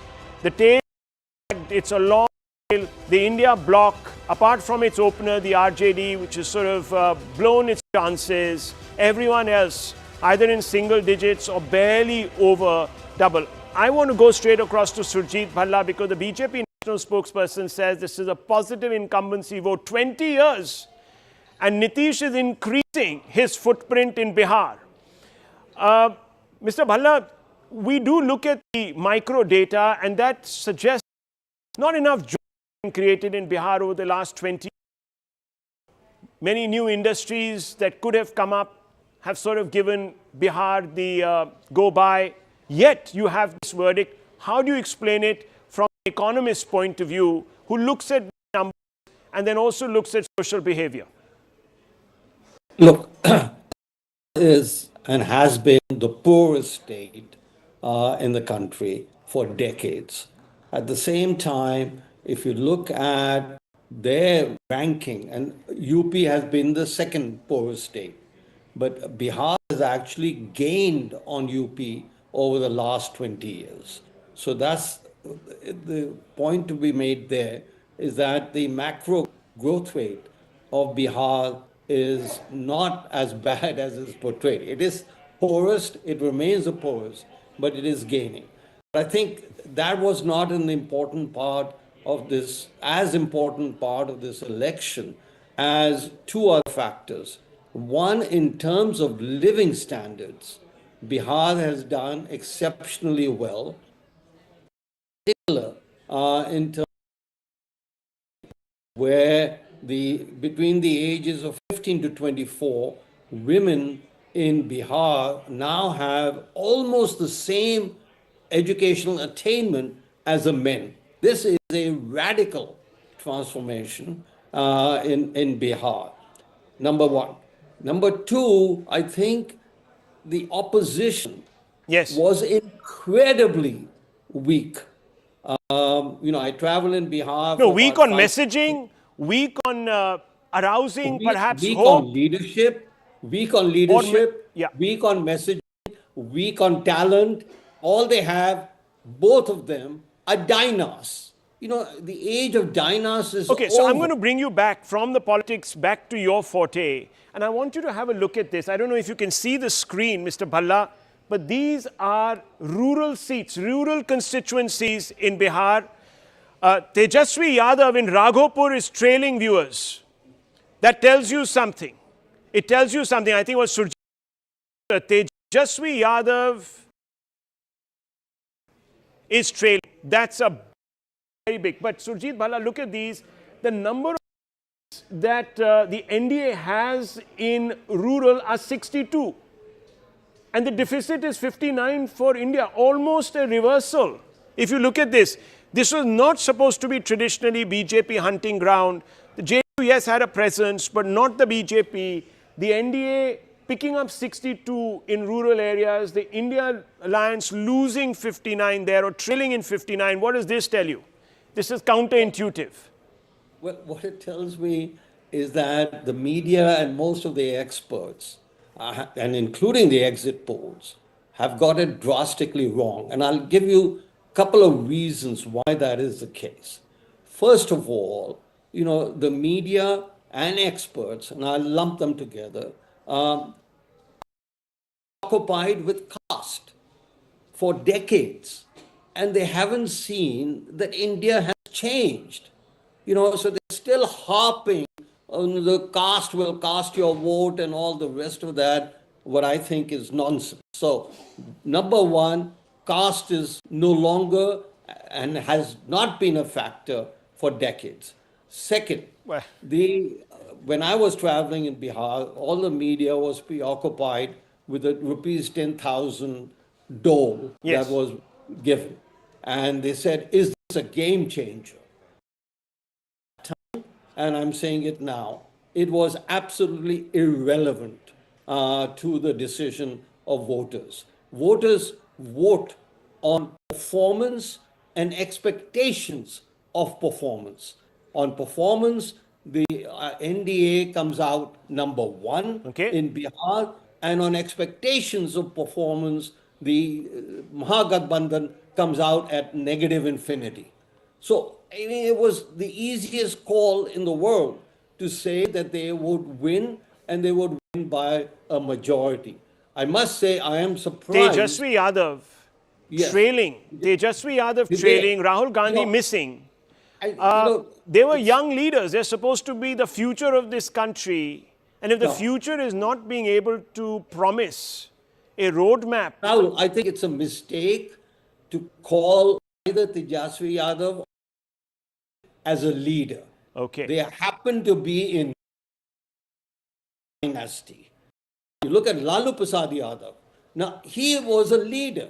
I mean, he had the pulse, had politics in his blood, and was a thinker, a political thinker. Not interested in politics. Not interested in politics. Disinterested is the word that we are looking for. Is it just not interested or disinterested? I don't know. People use that word variedly. But I want to go across now to Abhinavji, who joins us. Avinashji, rather, who joins us. JDU spokesperson. Avinashji, जो rural seats हैं, उसमें भी आपने बहुत बेहतर lead ले रखी है और तेजस्वी यादव राघोपुर से ट्रेल कर रहे हैं. डेफिनेटली ये सारी चीजें जो हैं मैं आपको बता दूं that is just because of the false narrative that the Mahagathbandhan and their allied parties have created in minds of Bihar, because I think the people of Bihar are rather foolish into their trap, but that has exactly not happened. What has happened is that the Biharis have voted for development which has started in year 2005, and they want it to be continued, because the shame which has been associated with the word Bihari because of the period that we have seen in during 1990s till 2005, if I may say, has actually turned into a crush in a way, and that image has been improved. That image has improved just because of Honorable CM Sri Nitish Kumar ji, and that belief. And this, I was listening to Sir previously, and he said that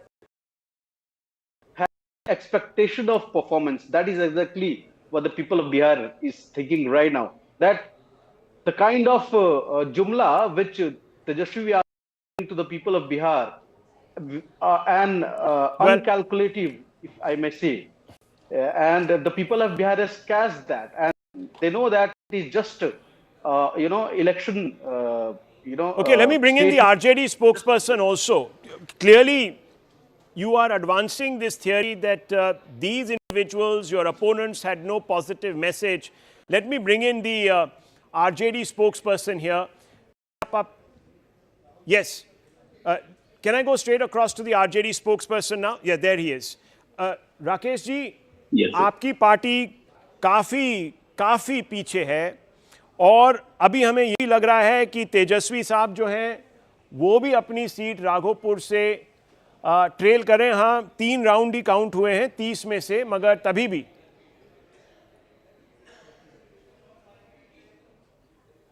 जी, मैं सुन रहा था अभी, काफी अविनाश जी भी बोल रहे थे, कीजिए अभी वेट कीजिए.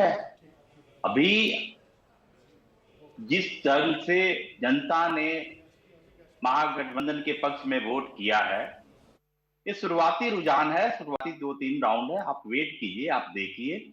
हम कॉन्फिडेंट हैं कि हमारी सरकार बन रही है और बनेगी.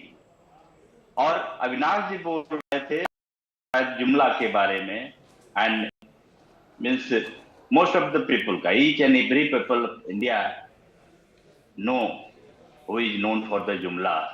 lies and lies after lies. So, but sir, आप okay. कैसे कह सकते हैं? क्योंकि all lies are easily exposed. And you went to the voters saying, don't fall for the lies, but clearly the voters have not trusted you, sir. That's fundamentally the issue. And if Tejashwi right now, though very early days, 3 out of 30 rounds have been counted, so those leads could change. But if he's trailing right now, it gives you an idea of the sentiment. Look at the overall numbers. The NDA is at 190, sir. And at least 4 place now across all constituencies. This is a trend. Yes. The same thing happened in 2015, the same thing happened in 2020, and now also this is the same trend. So, Avinash ji, your response, ये trend इसलिए है क्योंकि EC घपला कर रहा है, slow counting कर रहा है, ये तेजस्वी साहब ने आज सुबह भी बोला, कल भी बोला. How do you respond to this? A very easy takeaway that the opposition Mahagathbandhan always takes. Losing, they will always blame the institutions. The institution which has been created by our forefathers with a belief that these institutions will protect the democracy. In fact, doing its work. But rather, instead of blaming other parties, they must introspect for what they have done to Bihar and what people remember. You know, okay, just hold your thoughts because something dramatic has happened in the last 2 minutes. The NDA is at 192, so it's closing in on the 200 mark. The BJP is a shade ahead of the JDU in that race. The BJP, 22 out of 28 seats that it is contested. The magician is back at the wall. I was floundering. I couldn't bring out those figures. But just take us through the overall numbers, Zach, and the rest of it, because this is... you were trying to do the phase 1 and phase 2. Yeah, so that's the interesting data there, there isn't much difference alliance-wise. Out of 122 in phase 1, the NDA had 94. But if you look at the breakup, the JDU has done better than the BJP in phase 1. It's got 46 and the BJP is 39 out of the 94 that the NDA got in the 121 that went to... It's that's done better. Again, they've got a bulk of the seats as an alliance, 98 in the first phase, 97 in the second. But in the second phase, if you were to break it down as parties, it's almost the mirror image. The JDU is number 2 at 34 and the BJP number 1 at 40. And I think a large part of that is because of this Mithilanchal, this northern, north of the Ganga belt.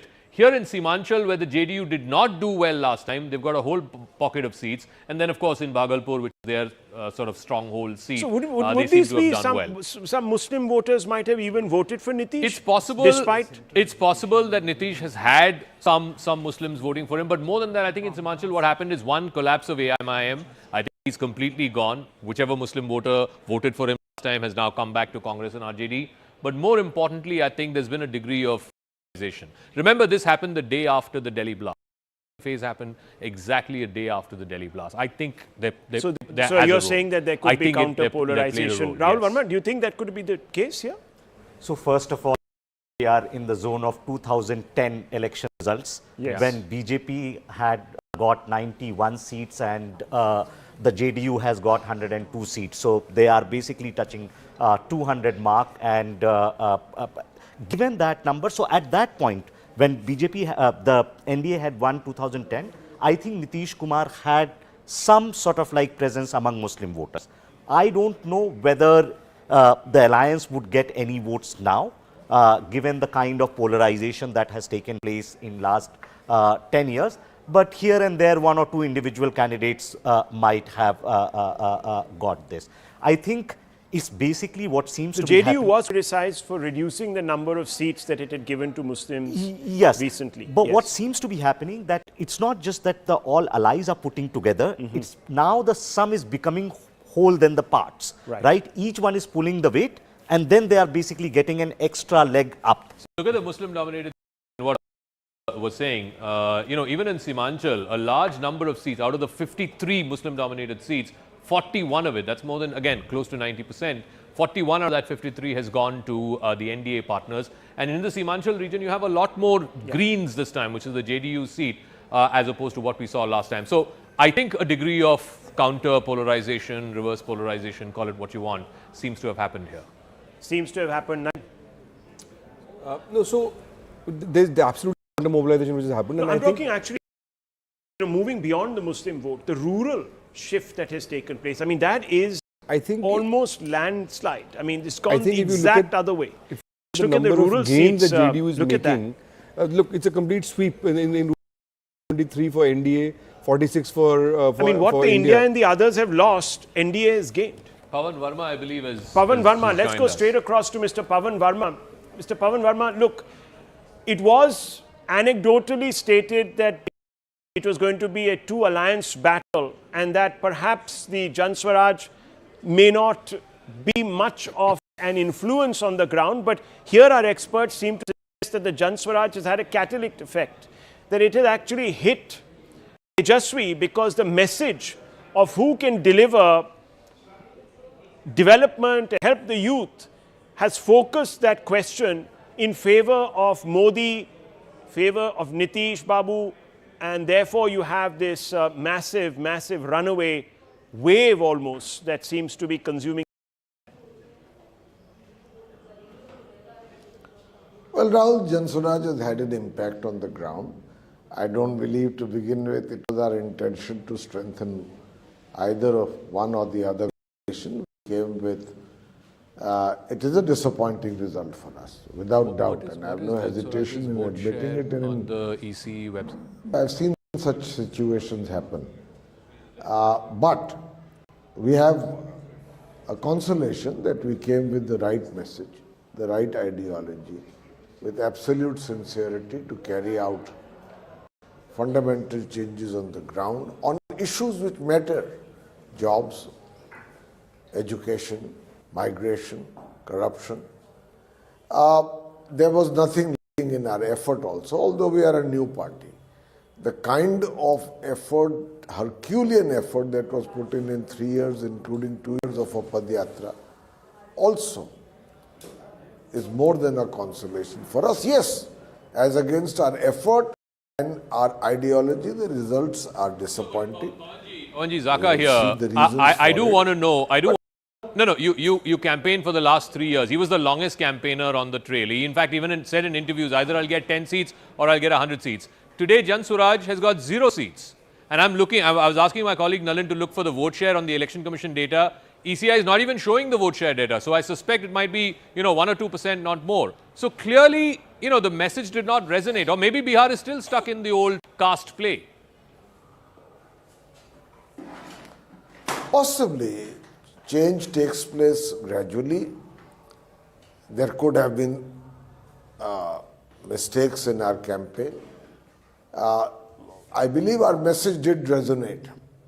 We have enough evidence from the ground, but given 2 established coalitions and the enduring appeal of Nitish Kumar, above all, which is the surprise of this election, and I have worked very closely with him, I think in a sense marginalized a third player, and that I think is what has happened. I mean, we had an impact, and above all, the issues we have raised are going to be a permanent aspect of the agenda of governance in Bihar.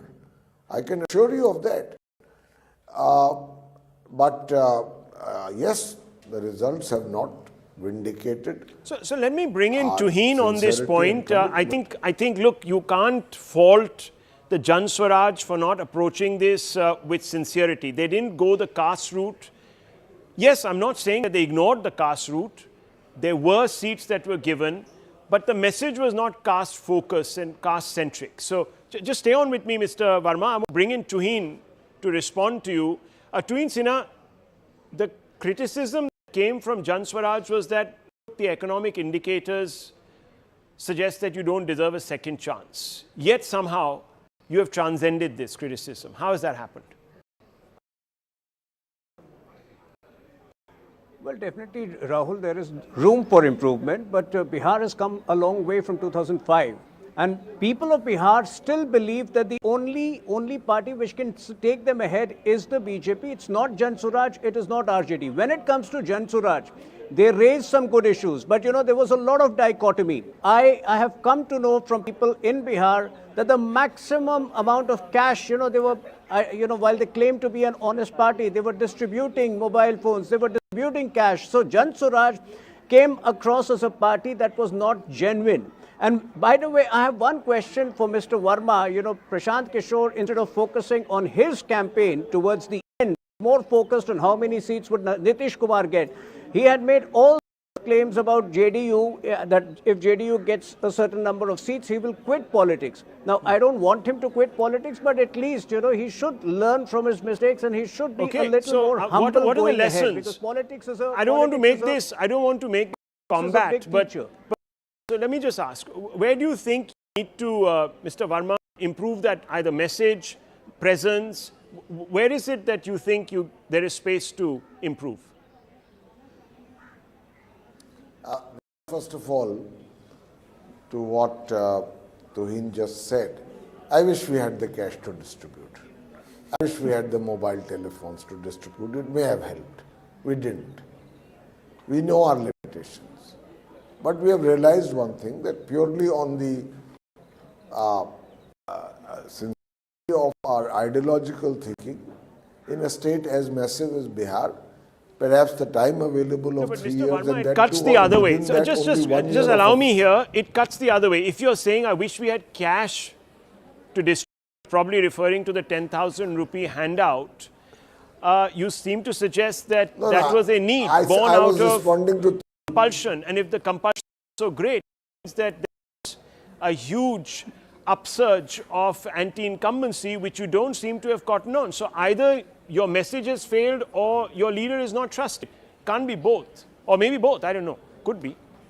No, you see, Rahul, simply put, success has many godfathers, failures has many orphans.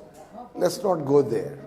I've seen other parties also. I've seen Nitish Kumar, by the way, and this is interesting, I was the first person who met him in 2014 when he got 2 seats out of 40 in the Lok Sabha.